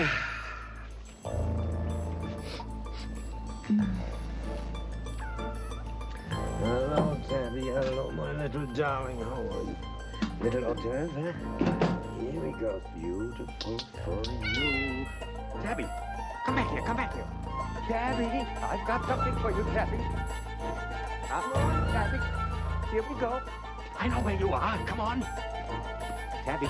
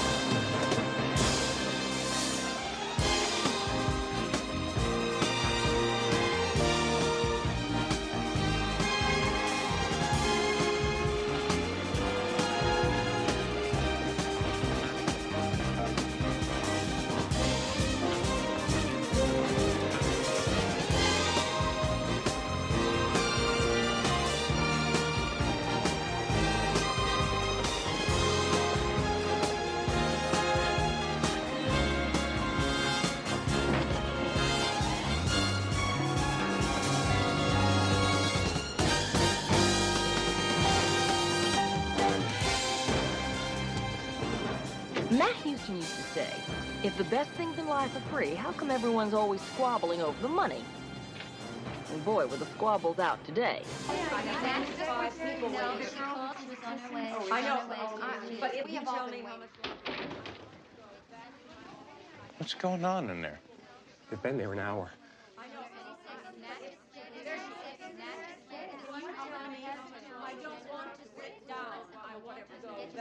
Sir, I just have a couple of papers for you to sign. It's nothing important. May I, sir? Oh, help yourself, Murray. Listen, I don't believe I've ever seen you take a drink before. Oh, just at weddings. Wakes. Murray, what is going on in there? Would you excuse me just a minute? Thank you. How long are you going to be? Girls, CJ, what'd you get me into? Well, now, Houston, you're a man who's fascinated by intriguing cases. Well, this one's a dilly. Do you remember reading in yesterday's paper about the death of that cat food millionaire? Well, who could forget? I mean, right in the middle of Beverly Hills, a man gets mauled to death by his favorite tiger. Yes, William, folks call him Felix Randolph. One of the richest men in America, married 4 times, divorced 4 times. You mean that's what's out there right now? You got it. Wives 1, 2, 3, and 4. Oh, my heart, be still. Can we get this show on the road? We have been waiting long enough. Who's this, your gardener? Matlock Houston. May I present the first Mrs. Randolph, presently known as Mrs. Lauren Calder, Matlock Houston. Well, you will have to do. Now, we have a problem. One of us murdered Felix, and we want to hire you to find out who.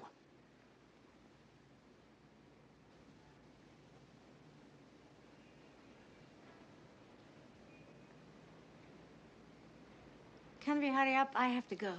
Zizi Tabori, wife number 2. I have a very important date with my masseur. Did she say murder? Don't be shocked if we don't seem grief-stricken, Mr. Houston. You see, Felix was the world's nastiest man. To know him was to hate him. This is one thing we all agree on. Except for me. I loved him. Oh, brother. Say hello to number 4. Hi. I did. For a little while.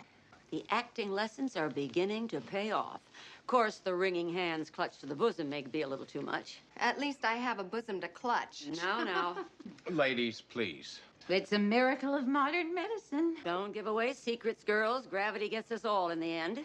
You're right, darling. We followed you in. Darling. Darling. Darling. Zizi. Ladies, just hold your horses for a minute. CJ, please. Well, Felix Randolph had a will.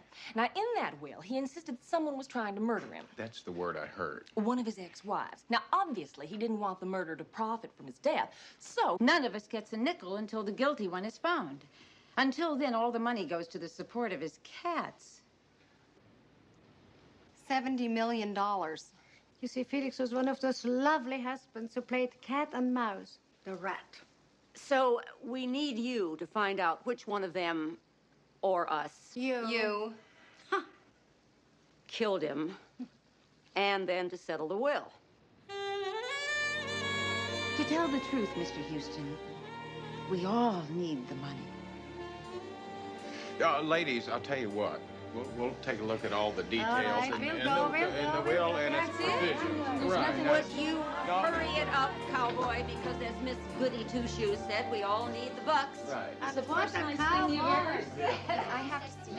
Alone. I have to see you. All right. Look, I think I can help you solve this case. Bye-bye. CJ, I want to have a word with you. You bet.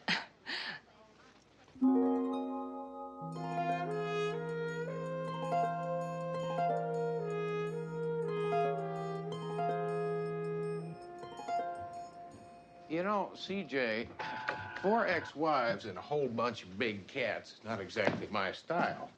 Well, I know, Houston, but if it'll make you feel any better, he didn't do too well himself. Now, here you have Felix Randolph, famous cat food millionaire, owned the largest private reserve of cats in the world, not to mention 4 big cats who just left your office. Yeah, I guess you could call him the fearless feline foursome. Yes, with cologne. Ironically enough, it's called Crown Jaguar. CJ, the man ran a private zoo. He must have known the danger that's involved with that. Now, why do the police think it's murder? Apparently, Novelli had a conversation with this young man, Buddy Young. He tends to the animals. He's a very simple kid, but he's very sweet. And he insists that all the big cats are kept under lock and key all the time. It means the killer cat had to be let out of the cage. So it seems. Yeah. Houston, where are you going? Well, I'm going to go out to Felix's Beverly Hills cat farm, see what I can find out. Now, meanwhile, you dig up what you can on the ex-wives. If we're lucky, we'll find out that they all did it.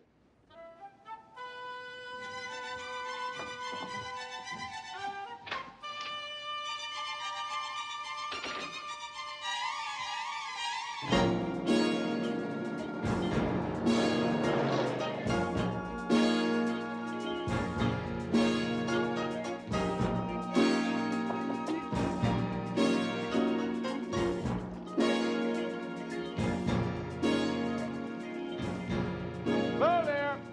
Anybody home?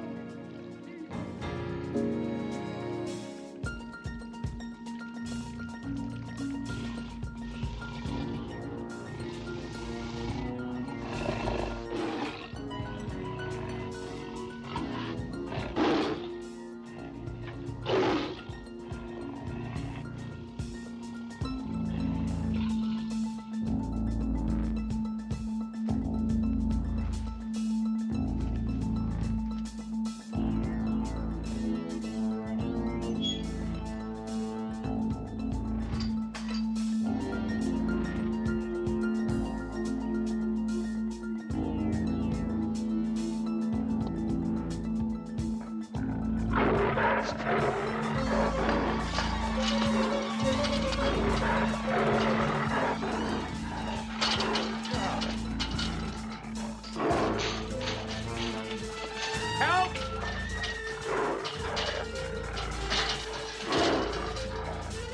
Help! Somebody!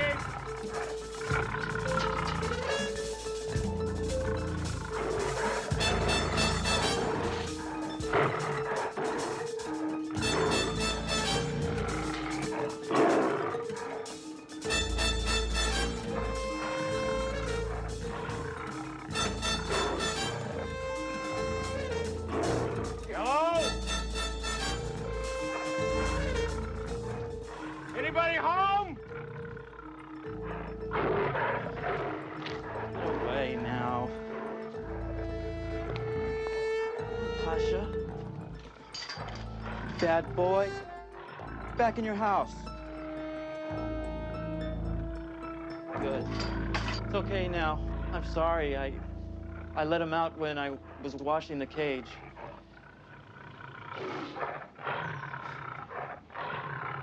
I think you scared him. That's why he growled. What's that?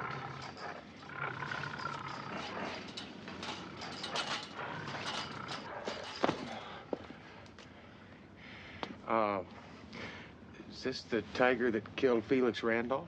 They're gonna take him away. They're gonna put him to sleep. Pasha's a good tiger. He's pretty old, though, but he doesn't see so well anymore. He used to let Mr. Felix pet him. Mr. Randolph used to pet this tiger? A long time ago. Maybe tigers forget. They're not like elephants. Well, hello, Vince. Hello, Houston. What are you doing out here? Well, some folks asked me to look into this. Hello, Lieutenant Novelli. Hi, buddy. Listen, son, we're going to ask you to come along with us. Where? Down to the station. We want to talk to you down there about Mr. Randolph and how he was killed. But I told you already. What's the matter? Gently. Vince, what's going on here? Buddy, I have to arrest you for the murder of Mr. Randolph. Me? Put him in the car and read him his rights.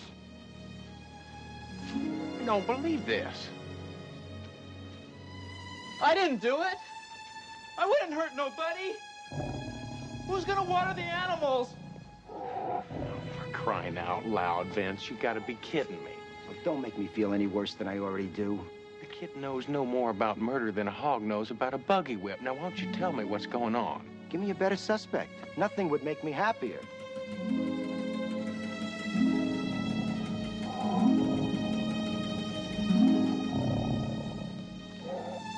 I believe I'll do that.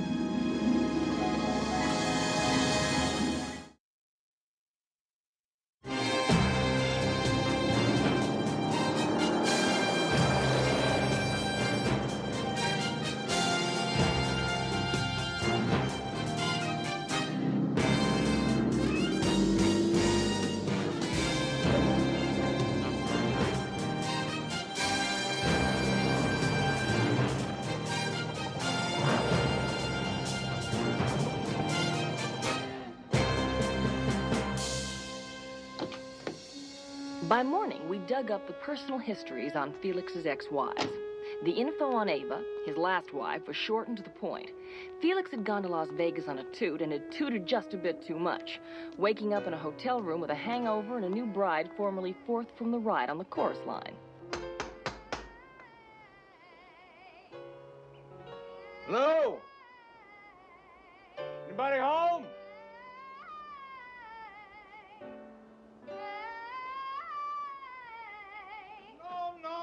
No.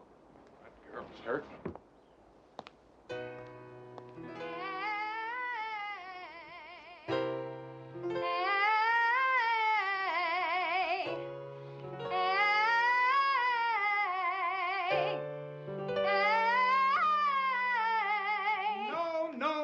No. Listen. Oh, Mr. Houston. Come on in. We'll continue later. I'm so glad you've come. I just heard the good news. They arrested the guilty man. Isn't that wonderful?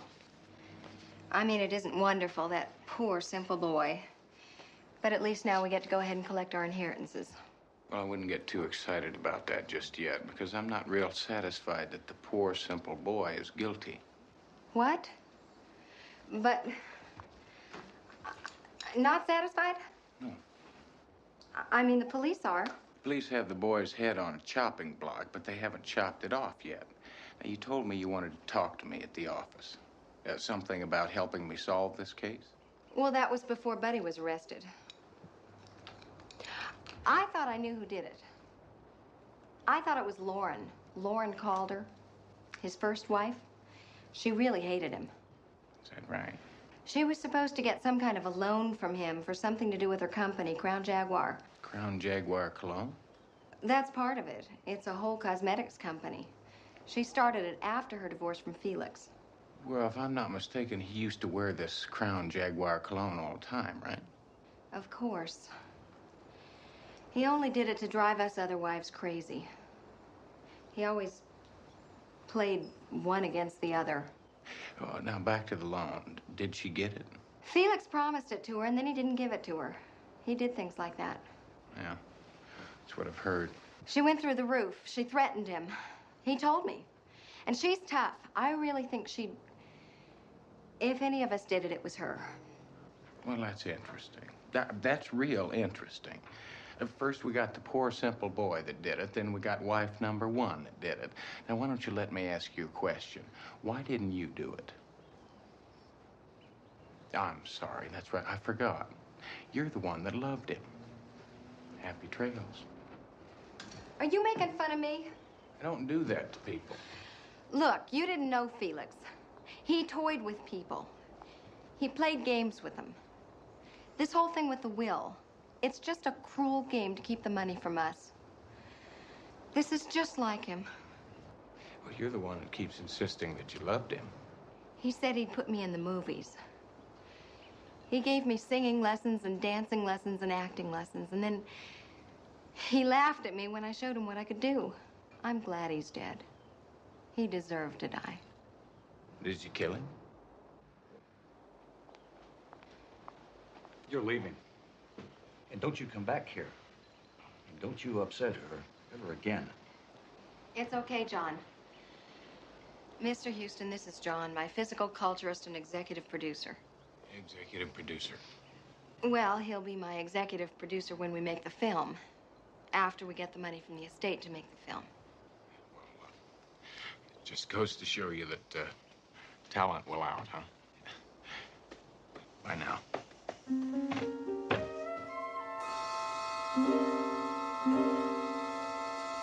Yeah, CJ, just checking up on you. Listen, did you get Buddy bailed out of jail yet? About 2 hours ago, we took him right back to the estate. Tell him. Tell him. Tell him how much. That's Murray saying hello. $200,000 bail! What's that? That's Murray sending his regards, Houston.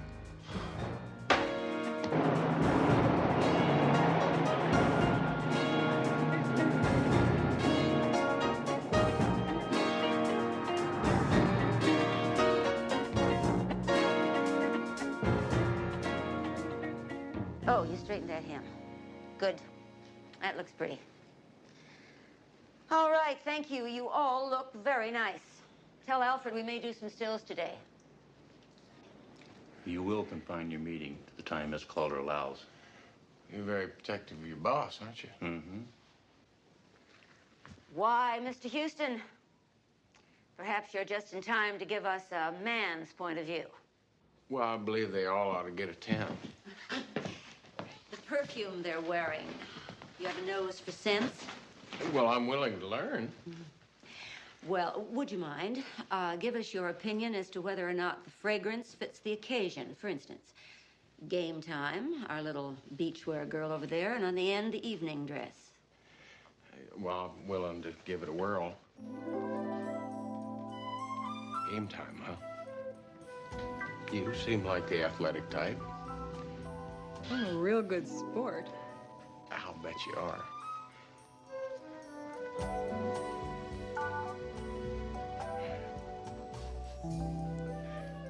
Something you knitted in your spare time?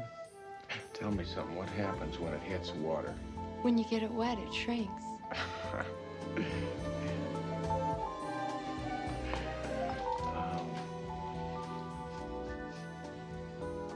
Evening. Oh, boy, what a nice way to end the day. Perfume, Mr. Houston.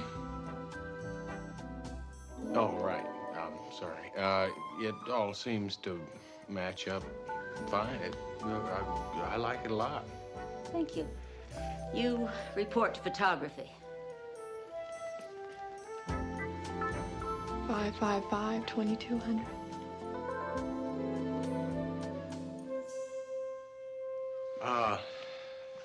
I understand you've been seeing an awful lot of your ex-husband lately. Something to do with money? It's no secret. Larger companies have been trying to take me over. I could have stopped them in their tracks if he'd co-signed a loan, but he strung me along and then pulled out at the last minute. Now I'm in a proxy fight, and I'm in danger of losing my own company.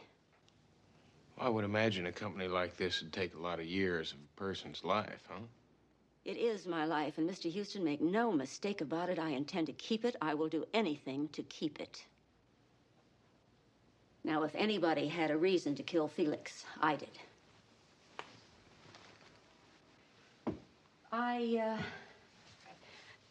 I married Felix when I was 16. Oh, he was no millionaire then. He was a butcher's helper.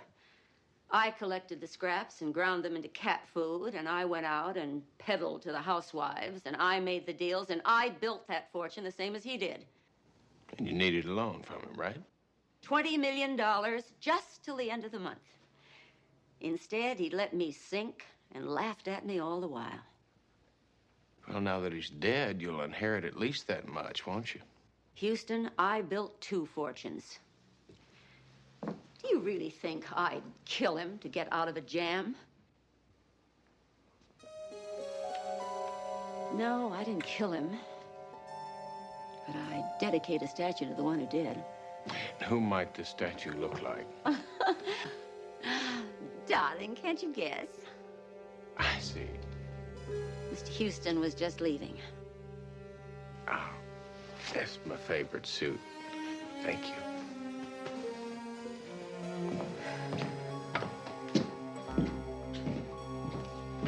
Bart, something I want you to attend to. Yes, ma'am.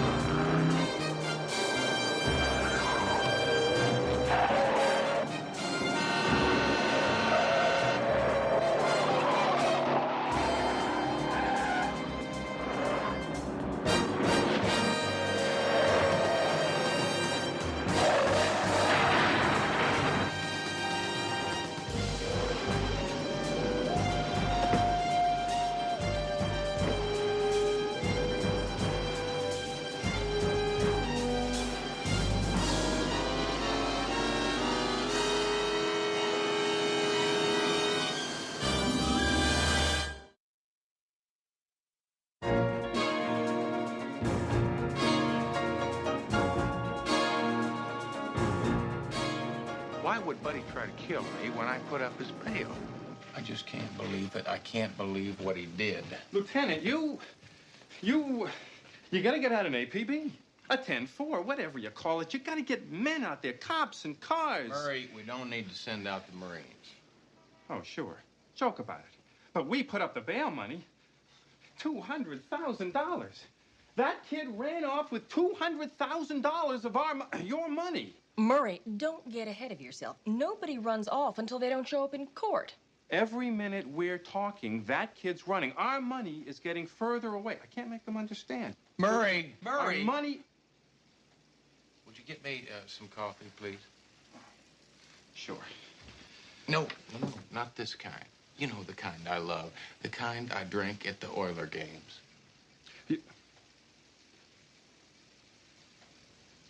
You want me to go to Houston to buy you a cup of coffee? Right. You're kidding. Right. Murray, I'm feeling kind of low.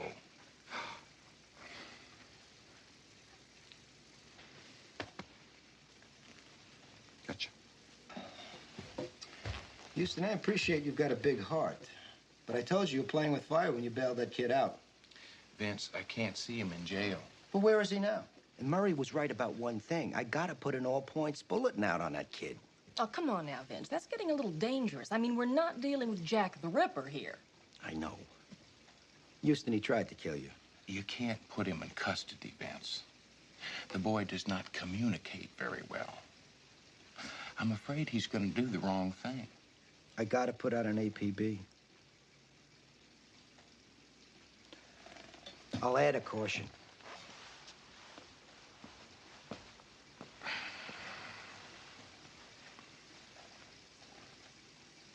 That kid had to know I was trying to help him. He probably went back to the estate. From everything you've told me about him, he isn't very comfortable outside the world he knows. Yeah. Yeah, but there's got to be an explanation for what he did. Now, what are the possibilities? Somebody put him up to it. Or he's trying to cover for somebody. Whatever it is, that's what we got to find out.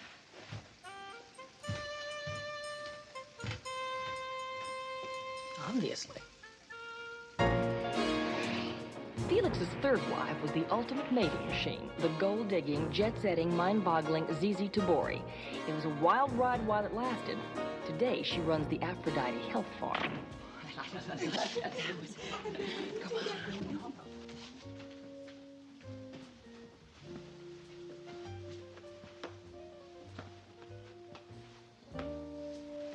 I know who you are. You're Matt Houston. Right. I know what this is about, and I don't want you upsetting her. It's about that filthy ex-husband of hers. If you want to lay that on someone, lay it on one of the other wives. You understand? Yeah, I understand. Yeah, listen, I hate talking to myself.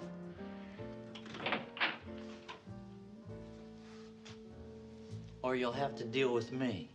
Get it? Loud and clear. I want to be sure we understand each other. I hate to get rough. I just want to ask her a couple of questions, if it's all right with you. She's in there. Thanks.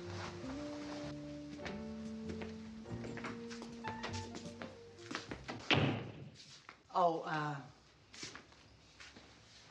remember what I said about getting rough? Yeah, I wouldn't want to chance that. Karate!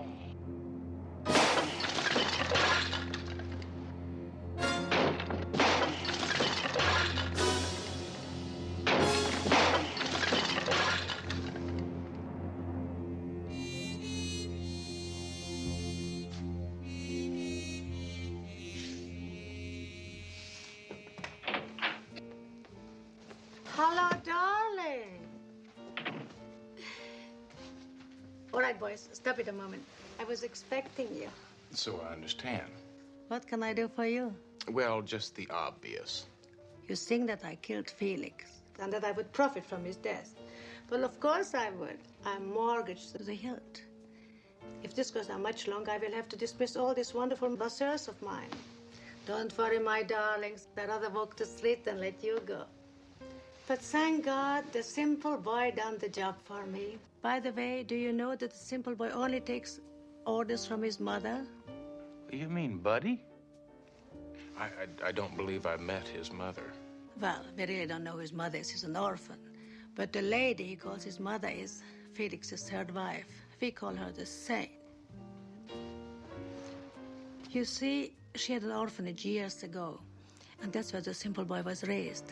And that's where he learned how to treat wild animals. That's why he was on the estate. Well, thank you. I think.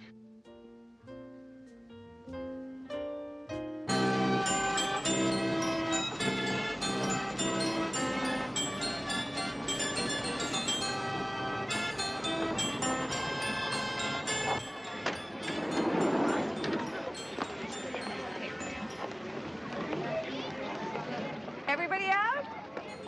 Now stay together, please. Here they are. Mr. Houston, well, what brings you down here? Well, I tried to get you at the house, and they told me I'd run into you out here. See, I'd kind of like to talk to you about Buddy. Buddy?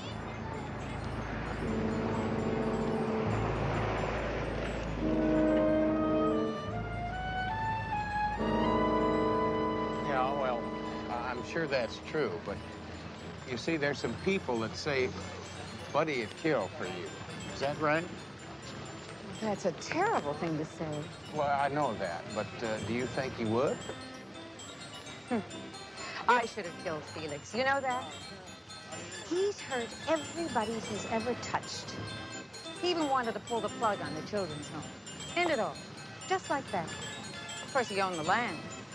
And I don't have any other money. Not real money. Not what it would take. Listen, did Buddy know that? I guess so. When I'd go over to the house, he'd hear the screaming. Me begging Felix, him laughing, and me cursing him. Listen, do you know where he is? Buddy? Yeah. Well, the police asked that same question. Listen, you gotta talk to me. I care an awful lot about Buddy, and I'm just trying to help him. Can you tell me where he is? Well, there are only a couple of places he'd go. The estate, of course, for animals. And the home. And he used to come here to play miniature golf. Buddy doesn't have any friends. He can play miniature golf alone.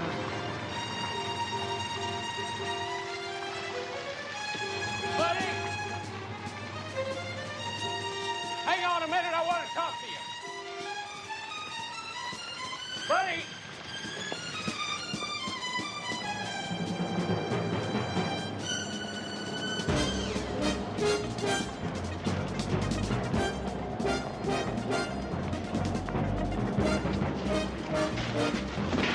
Sorry.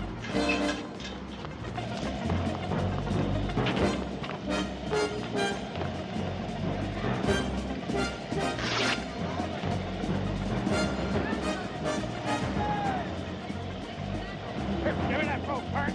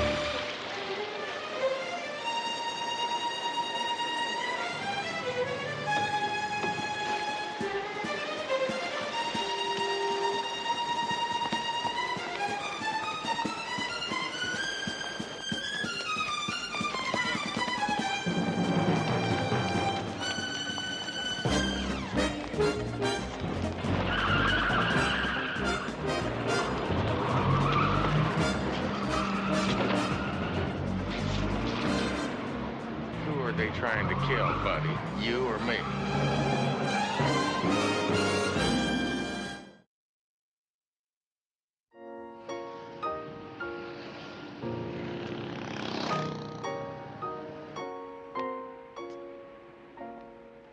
I wouldn't hurt nobody, especially not Mr. Houston. I would never have crashed you. I promise.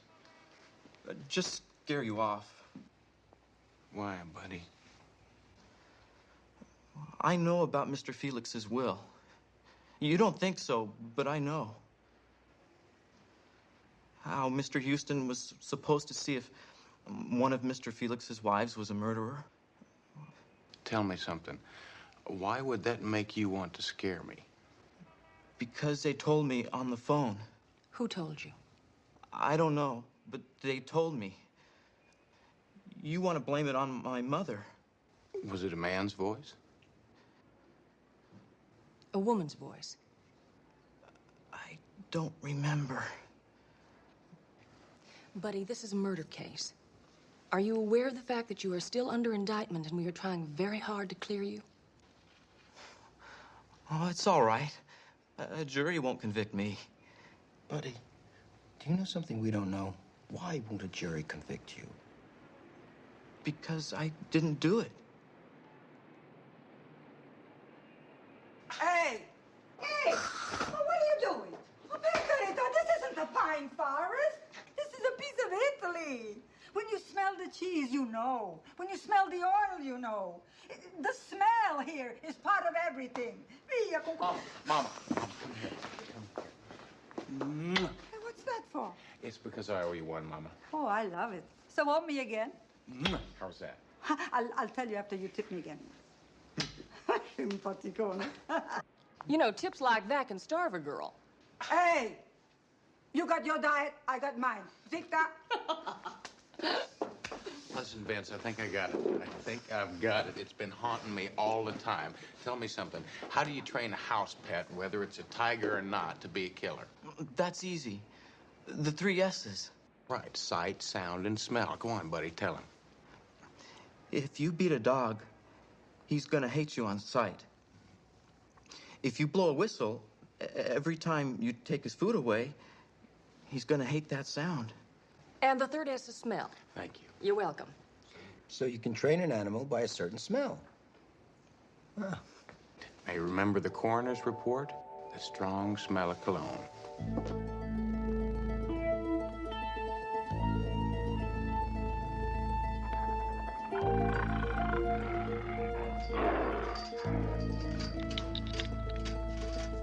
Now, buddy, this is the bottle of Crown Jaguar cologne that we took off Felix's dressing table.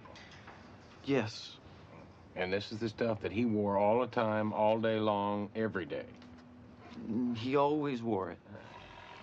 He wore this stuff when he used to pet and feed the tiger, right? He always wore the same thing. All right, let's try something, buddy. Load that on there. CJ.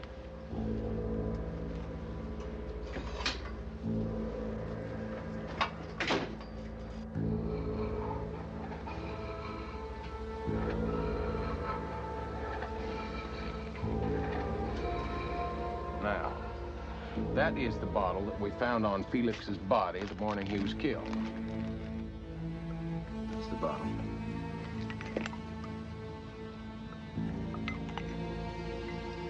Advance.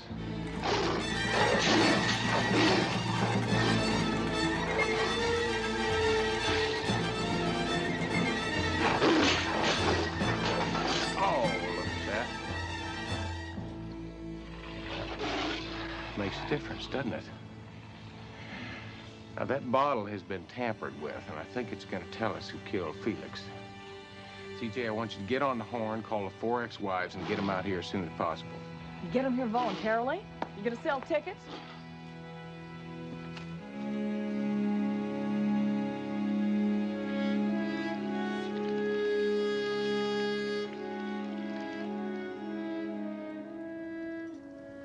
Good afternoon, ladies and gentlemen.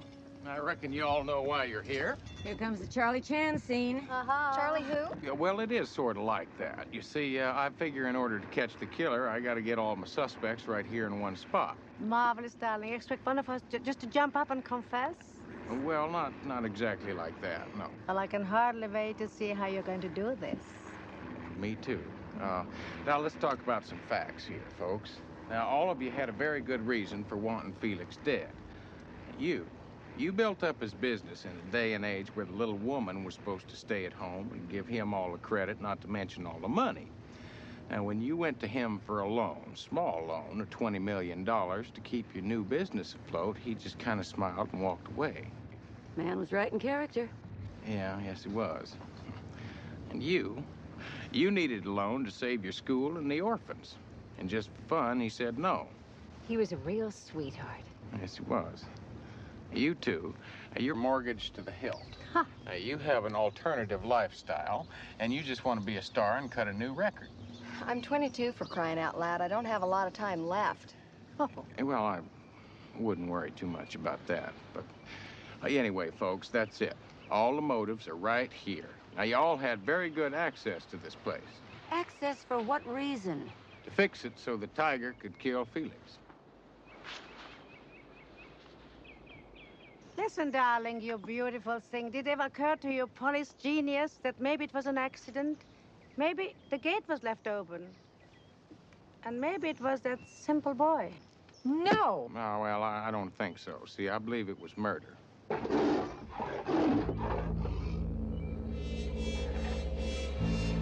Oh, my God, that's Pasha! Don't run. Move away slowly. He'll attack.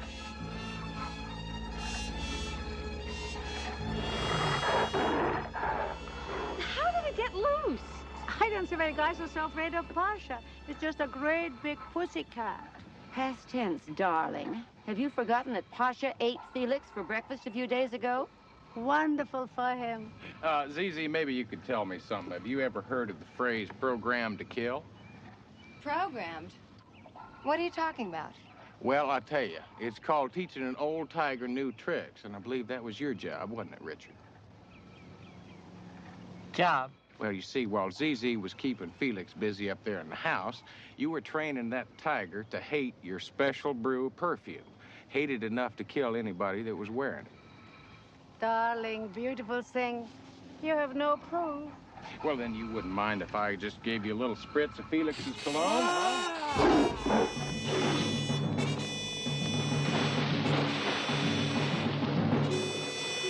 Well, I think that about does it. Buddy, come on out of there, buddy.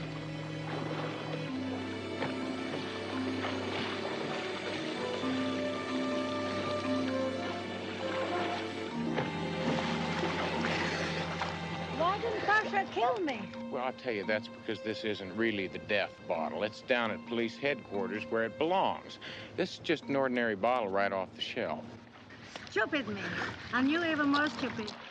I'm gonna kill you.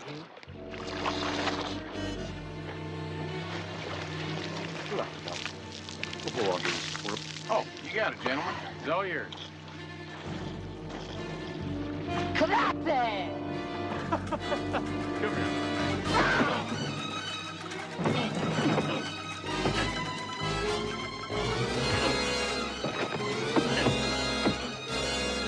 Oh!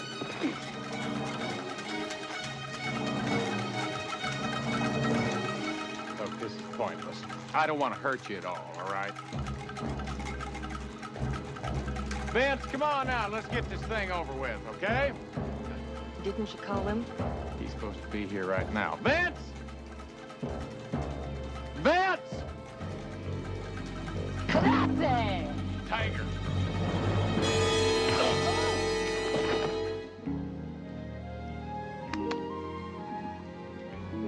The old point to the tiger trick, huh?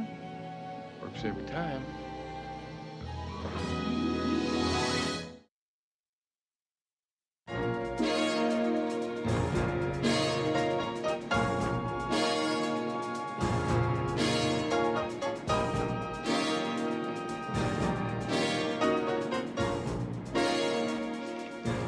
But, Mr. Houston, all this should be receipted. I will get the names and addresses and issue checks. Murray, checks take forever. You see, the people who sell popcorn and handle the boat rides in this world all have bills to pay right now. Just pay them what I owe them from yesterday. If you insist. Yes, I do. I insist. Now, also, you tell them that the orphan kids have got a free running tab at their places until this runs out. And when it does, tell them they can come back for more. Sir, these are $100 bills. Right. Good night, Murray. Good night, sir.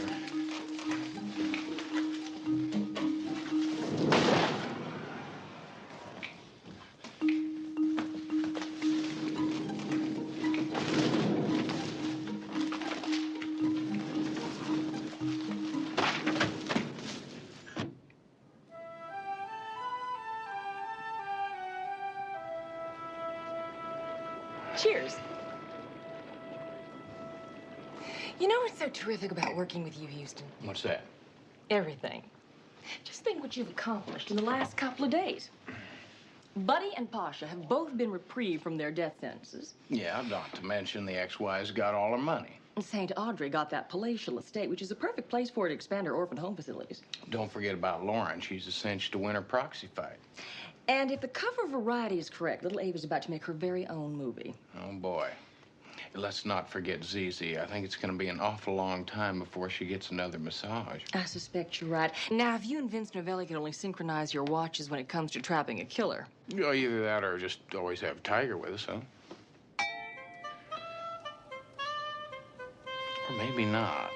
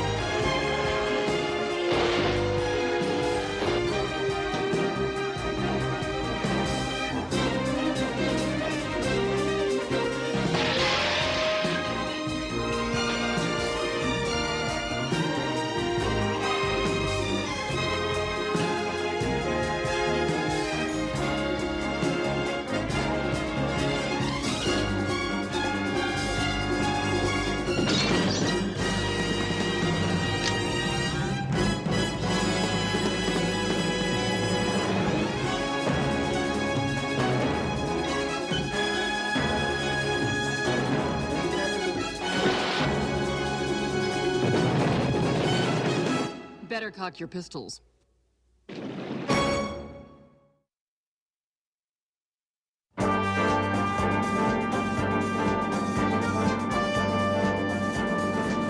CJ, how do I look? Houston, for the 47th time, you look wonderful. Are you sure? Houston, I realize that you haven't seen her since you were 13 and you want to make a good impression. Well, I want to make a great impression, CJ. I mean, that's why it's so important that it'll look good. Well, Murray thinks you look great. The secretaries think you look great. The parking attendant that you asked thinks you look great. Trust me when I tell you, she'll think you look great. Are you sure?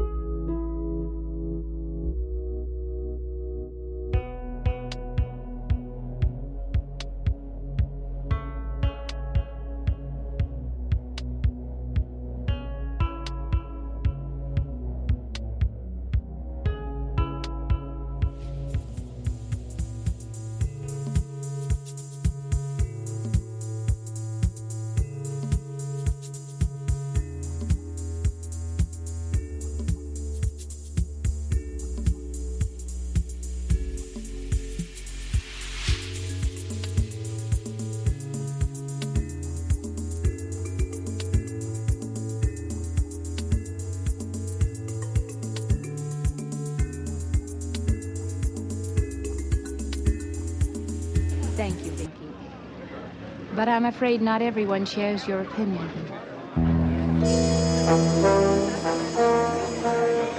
Rawson Harmon the Fourth. If he has his way, someone else will be sitting in my office. Now, honey, there are others of us on the board. Don't you worry about him.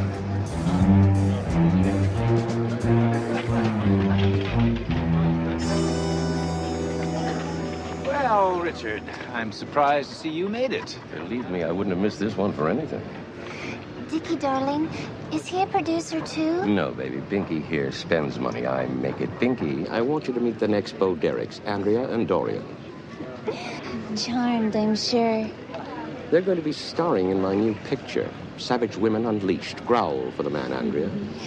Growl. I love talent.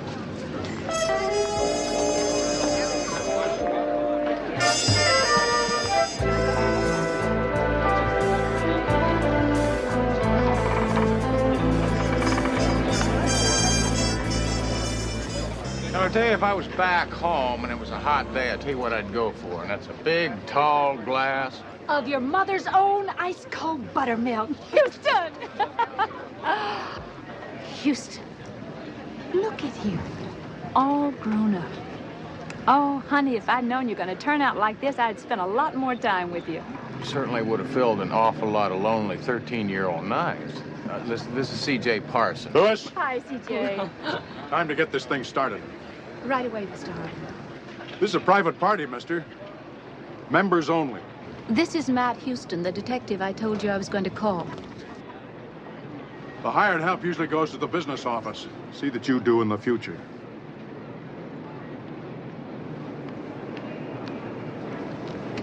I'm sorry, Houston. No need to apologize for other people's rudeness, honey. Tell me something. You mean you looked me up after all these years just because you needed a detective? Lewis!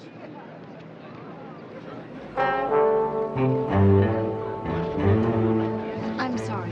Here's why.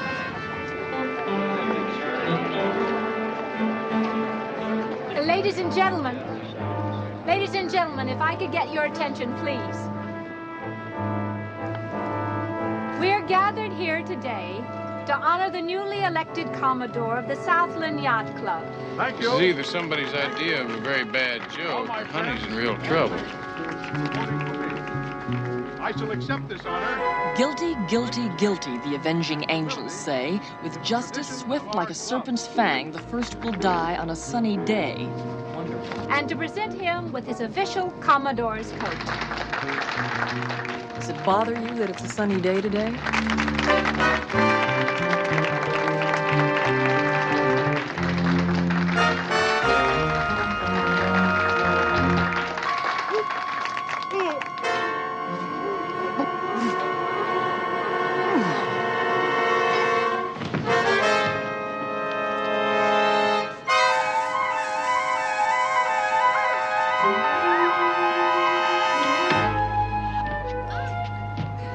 It's a snake! Ah!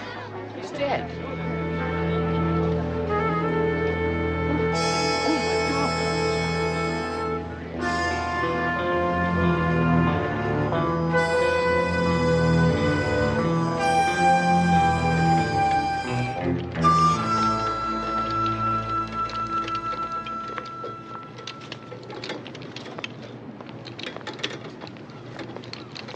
Got yourself one deadly snake with the Gaboon Viper. According to experts, still had enough poison to take out a few more people. Vince, where did it come from? Africa, originally. More recently, the zoo. Stolen just before dawn this morning. Whoever it was didn't leave much time to tuck the snake in Commodore's coat. This time there's a crazy need. I got a feeling that whoever wrote that Looney Tune letter would manage to make time. Houston, are you all right? It's your swaying back and forth, Vince. I'm not swaying. Mr. Houston. Yeah. This is Lewis, the club manager. Should like to see you inside. Hey, you feeling okay? Well, it's nothing that planting my feet on a little terra firma won't take care of. Hey, Houston, ask her to stick around. I'm gonna need to talk to her when I'm finished here.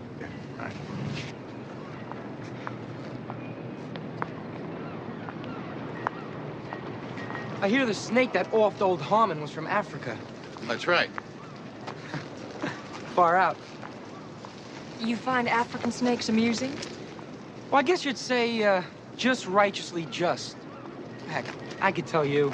You're just a P.I., another working stiff. The dead guy, Rawson Harmon IV, he was a bourgeois pig. The fact is, most members around here are... Yeah, listen, that's all very interesting, but I'll tell you, as one member of the oppressed proletariat to another, what the hell's it got to do with an African snake?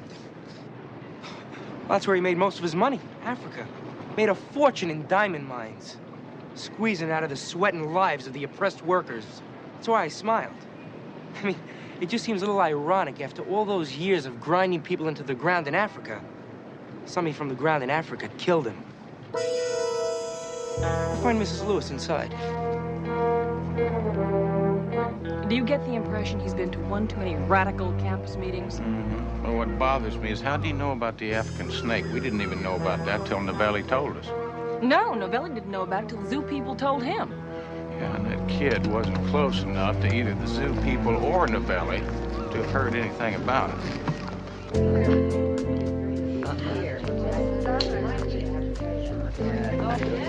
Honey? Houston, would you like something to drink? Not for me, thank you. Yeah, I'm fine. It's been a busy day, but I would like to sit down. Okay. Would you like some coffee? Well, that'd be good. Gary, 3 coffees, please. When I first called you was when I received that threatening note. I thought you could help. Well, I'll tell you, the death of Rawson Harmon IV is now a police matter, unless I had a client, which I don't. You do have a client. That is, if you'll take me. You see, Houston, I'm afraid the police are going to think I killed Harmon. We weren't exactly good friends. Well, not getting along isn't exactly a classic motive for murder. He was going to fire me. It wasn't a secret. The whole club knew. And if that wasn't good enough, you know the Commodore's jacket he was given today? It was kept in my office until this morning. Any idea who might have put that snake in the jacket? No, but you've got to see it's not going to look good for me when the police find out we didn't get along. Honey, have you got any idea of who had access to your office between dawn and the time you got the jacket? Binky Brabworth. He's the treasurer of the club, also publishes the club paper. He'd have a key to my office. Anyone else? I don't know.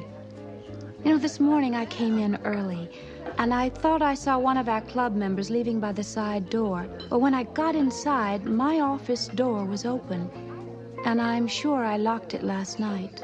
Well, which member? I can't be certain, but I think it was Richard Bevac. Dickie Bevac, the sleazo movie producer? The membership committee of this club doesn't care where your money comes from, as long as you have plenty of it. Houston, what am I gonna do? Well, I think you're gonna have to sit tight and answer all the questions that the police ask you, and we'll see what we can come up with, all right? Thank you. I can't tell you what a long time I've waited for that. I'll talk to you soon, huh? Houston figured if we were going to help Honey, we better do some homework on some yacht club members. It ate up most of the rest of the day, and when we were through, we fed the results to Baby.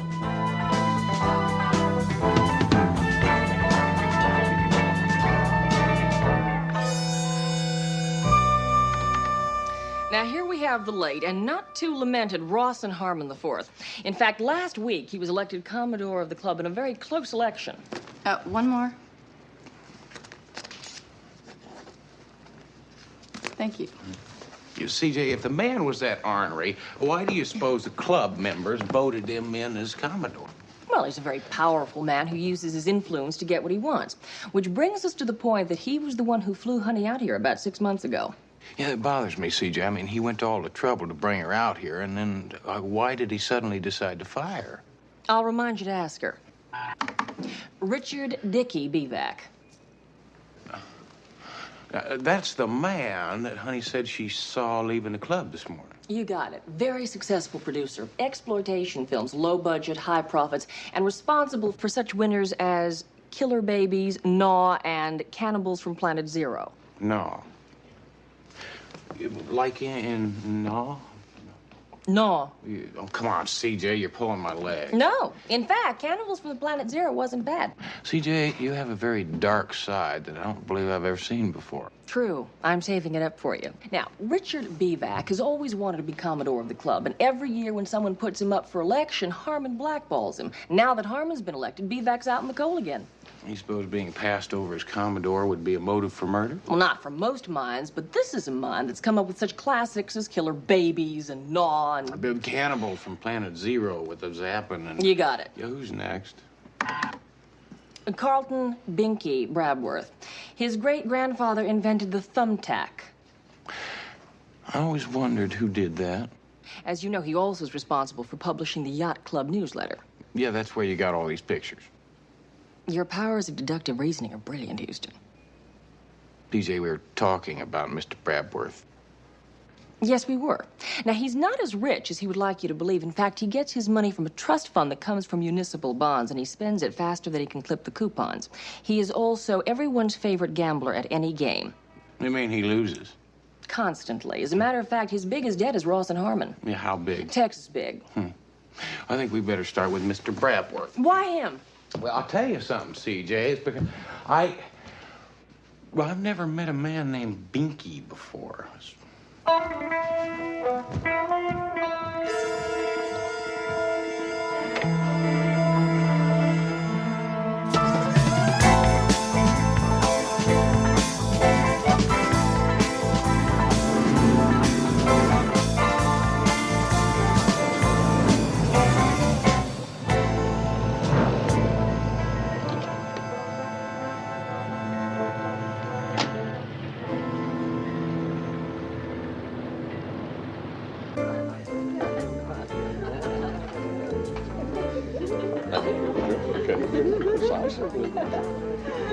Binky, I want you to meet the next Bo Derricks, Lucy and Tanya. They're going to be starring in my new picture, Savage Women Unleashed. How nice. You take the tiller, you hoist the mainsail.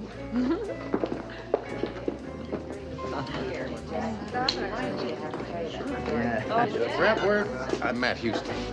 Oh, Mr. Houston, it's a pleasure. Yeah, honey mentioned you might be around. Won't you sit down? Thank you, sir. I'm sorry about all this litter. Municipal bonds. See, I have to clip off these coupons every 3 months and take them down to Chase Manhattan and cash them. Well, it's a lousy job, but somebody's got to do it, huh? And then there's all this preparation for the shipwreck party. Well, listen, Mr. Brabworth. Binky. Binky. I hope you'll excuse me, but I have to finish clipping these things. If I don't do it... Yeah, I know, it just won't get done. No, you go right ahead. I just wanted to ask you a couple of questions about Ross and Harmon IV. A boor. Took himself much too seriously. Yeah, well, what exactly was your relationship with him? Adversary. He voted against me in every board meeting.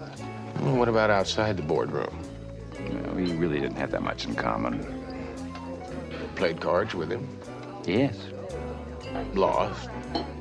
Sometimes. Often? I'm not a very good card player. Yeah, well, you owed him quite a bit of money, didn't you? Nothing I couldn't repay, Houston.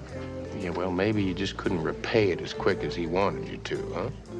Mr. Houston, yes, I had a motive. Anyone who knew Harmon had a motive. He wasn't a very pleasant man. Houston, have you spoken with Jeb? A particularly interesting person. Jeb.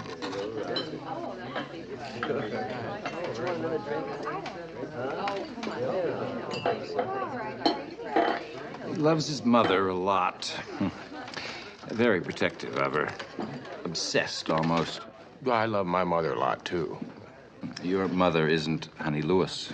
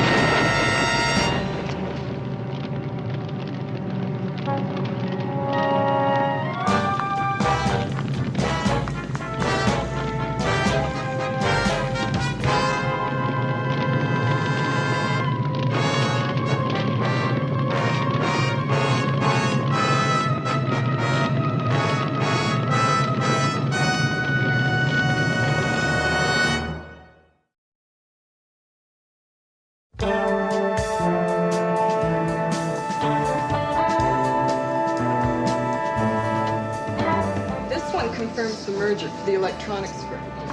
And here are the papers for the new clothing. Right? Looks like we got our first customer. Houston, what happened to you? Somebody tried to set fire out at the yacht club. What? With a flare. See, CJ, you had to be there. Listen, I want you to get Honey on the phone for me right away. I'll do better than that. She's right here. I want to talk to you, Honey, about your son, Jeb. Oh, Houston, I'm sorry. I didn't tell you about Jeb because I didn't want to involve him. He has nothing to do with this. Honey, it seems to me like there's an awful lot that you're not telling me about, like the fact that Rawson Harmon was the one who brought you out here to California in the first place. I didn't think it was important. Honey, rumor has it that I'm the detective around here, so why don't you let me decide what's important and what's not, all right? Is that a deal? Deal. Good. Now let's talk about Jeb. I was married, secretly, when I was in college back in Texas. When Jeb was born, his father disappeared. I never saw him again. And that's when I moved to New York. Now, that brings us to Rawson Harmon, the dead man. Now, honey, what exactly was your relationship with him? Oh, it isn't what you're thinking. Yes, we had an affair, but that was a long time ago. And we've remained good friends ever since. Is that why you got the job at the yacht club? Yes, when the job opened up, he called me. And he asked me if I would come out and help manage the club. And just 6 months later, he decided to fire you. Now, what is going on? Look, Houston, I take my job very seriously. Maybe he didn't count on that. He was used to running things. But the members started to turn to me. He could not stand not being the center of attention. He was jealous. How'd you get along with your son? Can't we leave Jeb out of this? No, we cannot leave Jeb out of this. Now, somebody took a shot at me at the yacht club. But, Houston, you don't think that...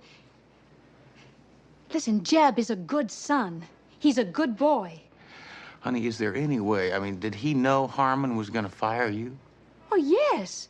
But... Look, Houston, maybe I was wrong about this.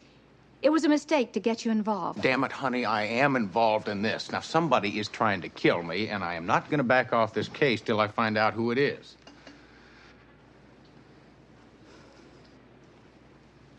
You know, you always were stubborn as hell. That's right, and you always were... Sweet as honey.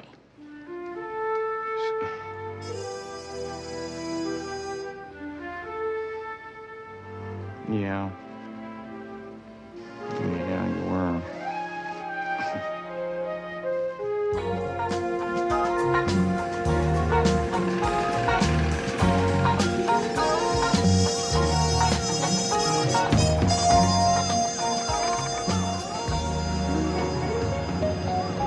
Hello there. You got a minute to talk to another oppressed member of the working class? Yeah, sure. Come on aboard. Thank you.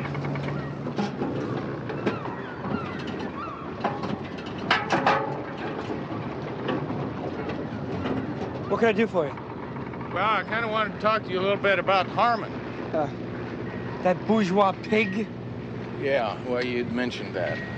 Working people everywhere can breathe a sigh of relief now that he's history. You were working people like your mother? My mother? What does she have to do with this? Well, you knew Harmon was going to fire her, didn't you? Yeah, I know. And it was so typical. I mean, she's the best, man. The best at everything. Before she took over as manager of the club, it was nothing but a capitalist garbage heap. And as soon as she got things running right, that pig wanted to dump her.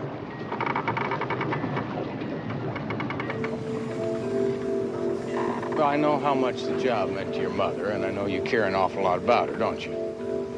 Yeah, of course. Wait a minute. You're not trying to say I off Tom. Forget it. Got any idea who might have? Harmon wasn't what you'd call Mr. Sunshine. A lot of folks hated that creep. Who hated him the most?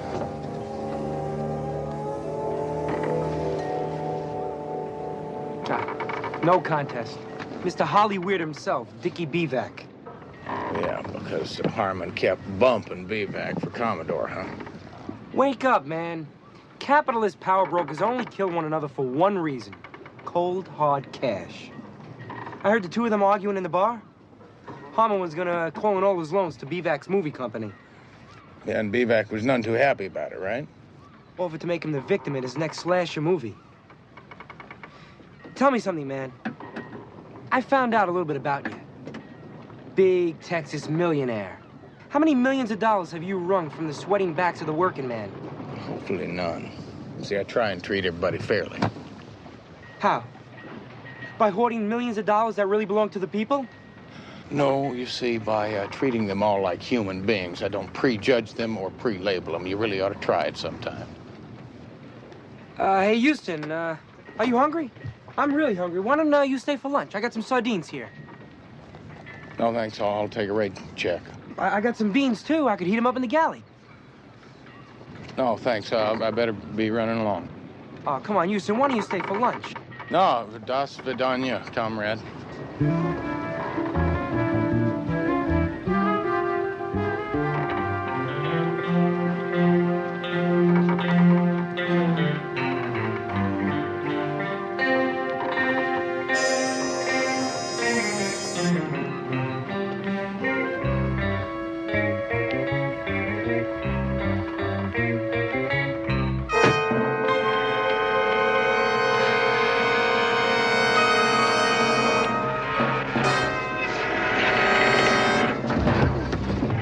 Hello there.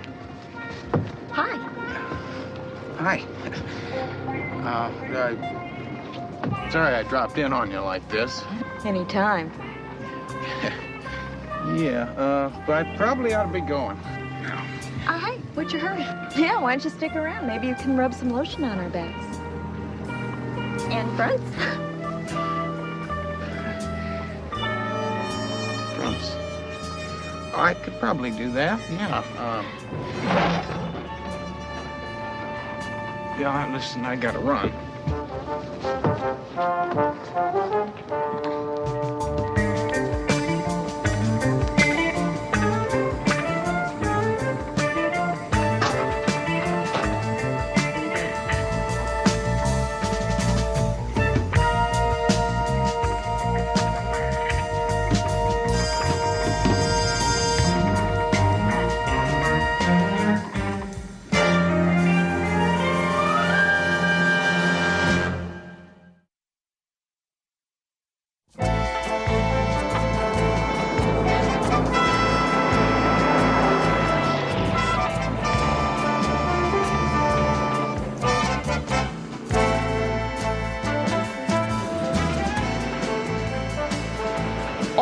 Getting killed tends to make Houston a mite irritable. He figured it was time to meet the producer, Richard Bivac. When we couldn't get an appointment, Houston decided we should make one for ourselves. The only thing I could find out about Bivac was that he was off making a movie somewhere on those 5 acres he calls his backyard. I wonder what he's gonna call this. Onslaught of the Goons. Can we help you? Your name, please? This is Miss Pleasure Fox. She's going to be in Mr. Bivac's next picture. The Space Vixen. That's right. My name's Guy Amarillo. I'm Miss Pleasure Fox's personal manager. We have an appointment with Dickie. What's wrong, Andy? Guy says he's Amarillo Slim or someone. Lady says she's Pleasure Fox in your next movie? Pleasure Fox. Yeah, this is a little foolish to go on with it. My name's Matt Houston. This is C.J. Parsons, my associate. Mr. Houston, I've heard about you, but nobody told me about the lady. Let them in, Andy. I like creative gate crashers and beautiful women. Thank you, Mr. Bivac.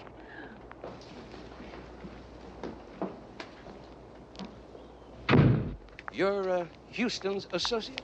Yes, I am. You're really not an actress. No. All this beauty going to waste in some crummy detective agency. It's not really crummy. It's kind of nice. Actually, it's well lit. Well, we'll have to fix that. Well, no, it's got a great view. You can see the whole town. How about a screen test? A screen test? Excuse me, please. Before you make my associate a superstar here, I'd like to ask you a couple of questions. Is this all he does? Ask people questions? Well, it is something he likes to do. Humor him. Coffee? I'd love some. No, thank you. I'm just fine. Okay, Houston, for her. But make it short. I've got a meeting with my bankers.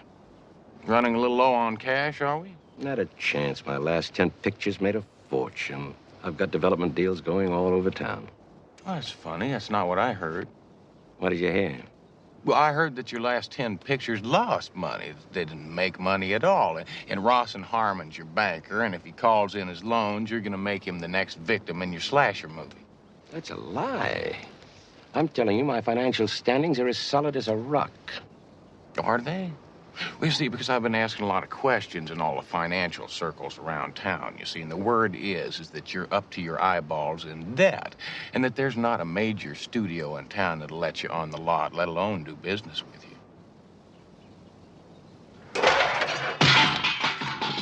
You're a nosy man, Houston. You should know by now, being nosy can be very dangerous. The interview, if you haven't guessed, is over.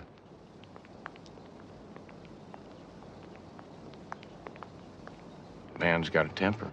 Sure does. By the way, when did you have time to ask questions in all the right financial circles? No, I didn't really have time, and I won't until I get a chance to call Murray, but I don't think we need to after seeing Mr. Bevac's reaction here. I know, fellas, it's time to go. Screen test, huh?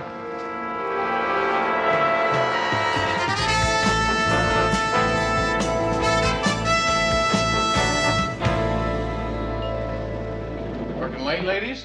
Houston, I need you, John Henry. Well, I'll even give you my John Hancock. I'm in a great mood. Got good news. That's good, because I've got bad. Well, hopefully the two will balance each other out. Shoot, CJ. Houston, I checked out those Texas files like you asked, and Honey lied to you. She was never married. But Jeb's birth certificate tells who the real father is. It's the dead man, Ross and Harmon IV. Oh, God. CJ, if Jeb found out about that, or if he saw Harmon treating his mother the way he... Or if Jeb didn't know, and Honey was afraid that Harmon was going to tell him. Two good motives for murder. Well, what was the good news? The good news is that our suspicions were right. Bevac is on the brink of bankruptcy. Well, that's 3 motives, not to mention your poker-playing, coupon-clipping bingy. That's 4 motives. Just when I thought it was getting simple, CJ.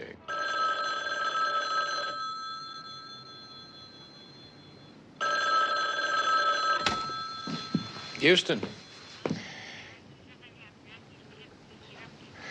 Honey, just stay there, all right? I'll be there in 20 minutes.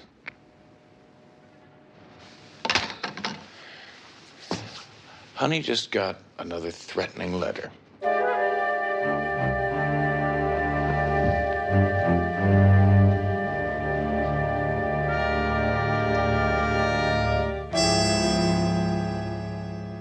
First of the guilty has already died in the most unpleasant way, but Harmon was lucky compared to the victim who will go on shipwreck day. The shipwreck party's tomorrow. Houston, whoever's writing these notes and killing people has to be insane. And maybe that's just what he or she wants us to believe. I mean, come on, think about it. These death threats, they sound like they're from one of those cheap mystery thrillers, you know, the kind you used to read. Are you accusing me? It's just a thought, honey. I'm thinking out loud. And I know you're gonna love my next thought. Houston, you don't think that Jeb... What am I supposed to think? He's the only one I know who could kill at random. I mean, the boy's got a chip on his shoulder. He's always going around singing the oppressed bourgeois pigs and all of that. Houston, Jeb had nothing to do with this murder. You've got to believe me. He's my son. I know. Jesse James had a mother, too. Houston, I'm warning you. Leave Jeb out of this. As a matter of fact, you can drop the whole case. You're fired, Houston. And you can leave now. I'm not going anywhere, honey, till I find myself a killer. Well, follow me, because I got a court order to search the killer's locker.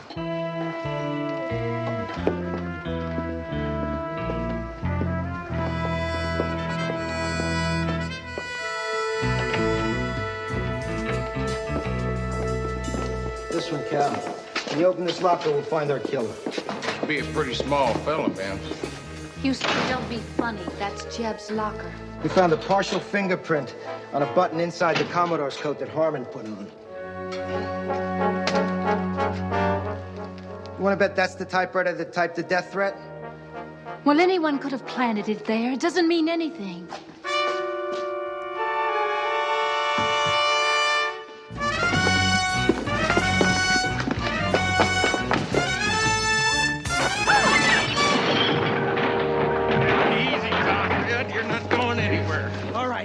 I killed him, and I'm proud of it. I'd kill him again. Nothing but a leech, sucking the lifeblood out of society. Houston, Jeb didn't kill anybody. I killed Harmon. Don't listen to her. I killed him, Houston. Listen to me.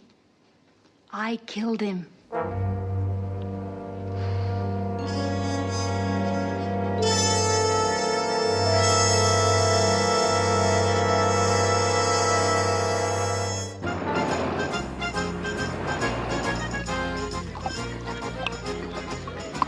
You know, most of the time I have enough trouble finding one killer. Yeah, now you got two, Vance. Well, obviously, they both confessed to protect the other. Come on, the kid is the killer. The stuff we found in his locker, the fingerprints, his radical political views, it all points to him. You have doubts? I have doubts, Vance. I mean, it does not make sense. Think about it. I mean, it's not clean. It stinks, Vance, and it's not Mama's cooking. Come, what's this about my cooking? No, Mama. Houston was just saying how hungry he is. Ah, good, because dinner is ready. Boy, I can't wait. This is for you, CJ. Oh, thank you, Mama. It smells E per voi. Oh, that... Ecco. Mama, this looks like birdseed. It is birdseed. What do you expect? The two of you come in here, you order a big meal, and then you talk about crime, murder, mayday. Ma fatemi piacere. Mama, it's mayhem, Mama. Mayhem, murder and mayhem. It sure is. It's gab. You never eat. You just peck at your plates like birds. So the two of you want to eat like birds? Avanti. This is your chance. Mama, please, this is embarrassing. Could you please bring us some pasta? If I do, will you eat the whole thing? You swear on the saints? Absolutely. Okay. Cross my heart. CJ, Sentito, you're a witness, huh? I swear, Mom.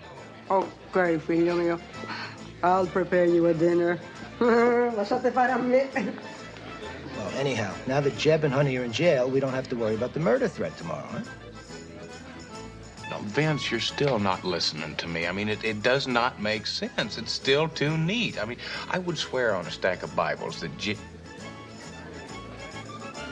I swear. Houston, what is it? Oh, wait a minute. Now, Mama said to Vince that she wanted him to swear on the saints, right?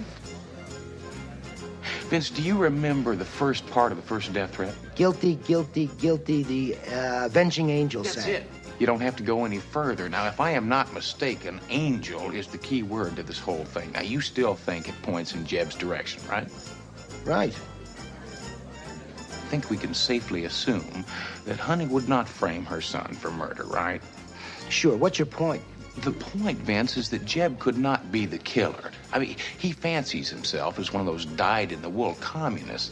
Now, I will tell you something about communists. They feel very strongly about things that they believe in and things that they don't. What they don't believe in is God, saints. Angels. In other words, he would have never used that word. In other words, the man we have in jail is not the killer, and if we don't find him... He's gonna kill again tomorrow.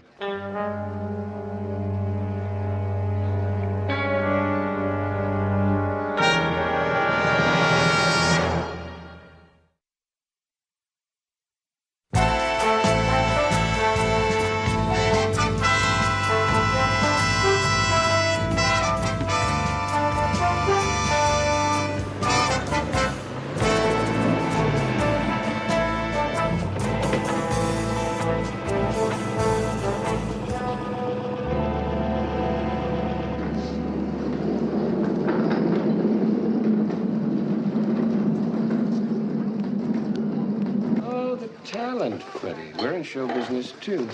Meet the next Bo Derricks, Ty and Tanika. They're going to be starring in my new picture, Savage Women Unleashed. This is Sam Spade. How's it going, Gumshoe? Well, just dandy. This party is by invitation only, and I hope you don't have one because I'd love to kick you out of here, too. Temper, Dickie. I do have an invitation. Binky's holding on to it for me. You haven't seen him around anywhere, would you? Yeah, I saw him just a moment ago. He's in the trophy room. It's at the end of the hall. Thanks, sir. Ladies. Well, if I had another girl, I could be a juggler, too.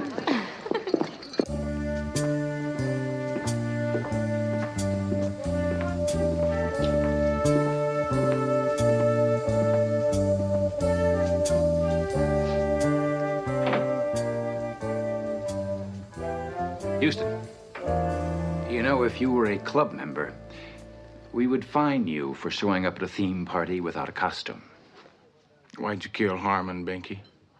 Because of the money you owed him? Oh, don't be tedious, Houston. It's true I had a cash flow problem, but that's nothing one with proper breeding kills over. Well, I'll tell you, I went to the Central Library, Binky. I got a microfilm of all your old newspapers. Yeah, all those old newspapers you used to handwrite and send out by the thousands to your mailing list. Yeah, it was something else.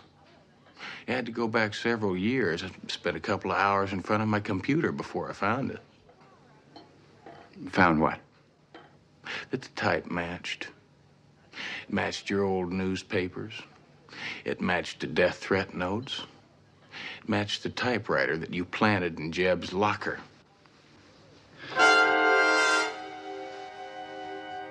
He was going to ruin me. First, he cheated me at cards. And then when I couldn't pay, he was going to have his bullies work me over. Don't you put that away. I called Novelli and his boys. They're going to be here any minute. Don't do anything foolish, all right? Foolish? There's nothing foolish about killing someone. I've had to do it once already to save my skin. And now, I am sorry, old fellow. I really sort of liked you. Let's go.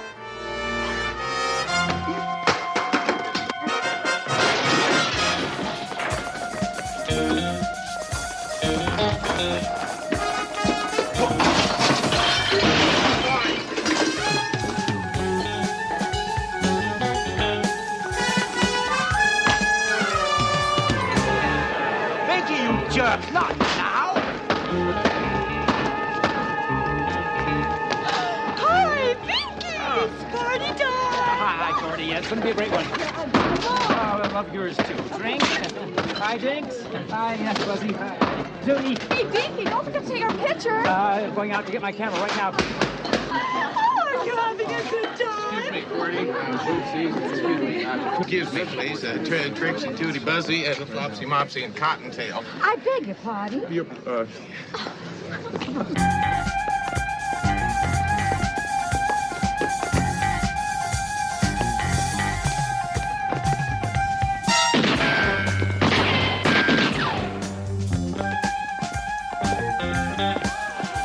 Get back!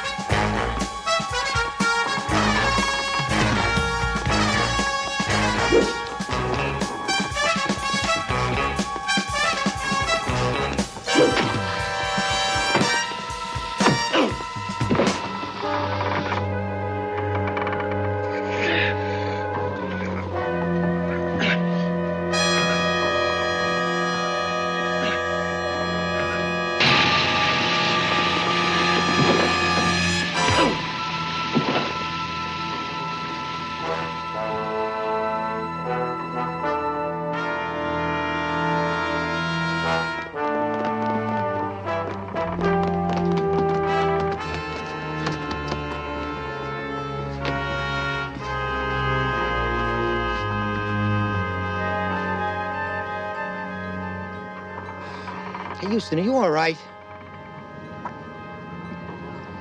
Next time you rescue me, Vince, just don't sway so much, would you?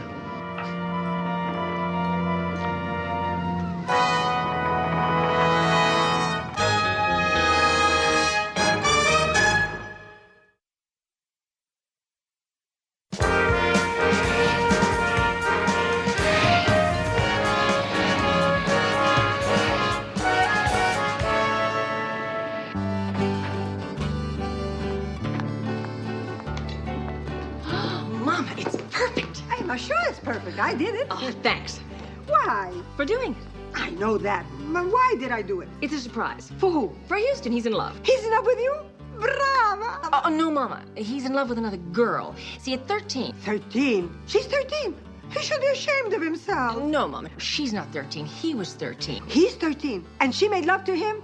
She should be ashamed of herself, robbing the cradle. No, Mama, she didn't make love to him. When he was 13, he fell in love with her, but she wasn't in love with him. You see, but he always wanted to go out with her, so I thought I would surprise him by fulfilling his fantasy about her. That's nice. Thank you. Well, Mama, CJ, what's going on? So, when are you getting married? Married? He's not getting married, Mama. I'm not? No. See? How are you going to have kids if you don't get married? Why? How am I going to do that? I don't know. You have a little girl. Will you name her after me? Well, Mama's an odd name for a little child. No, Mama. Rosa. It's such a cute name for a baby.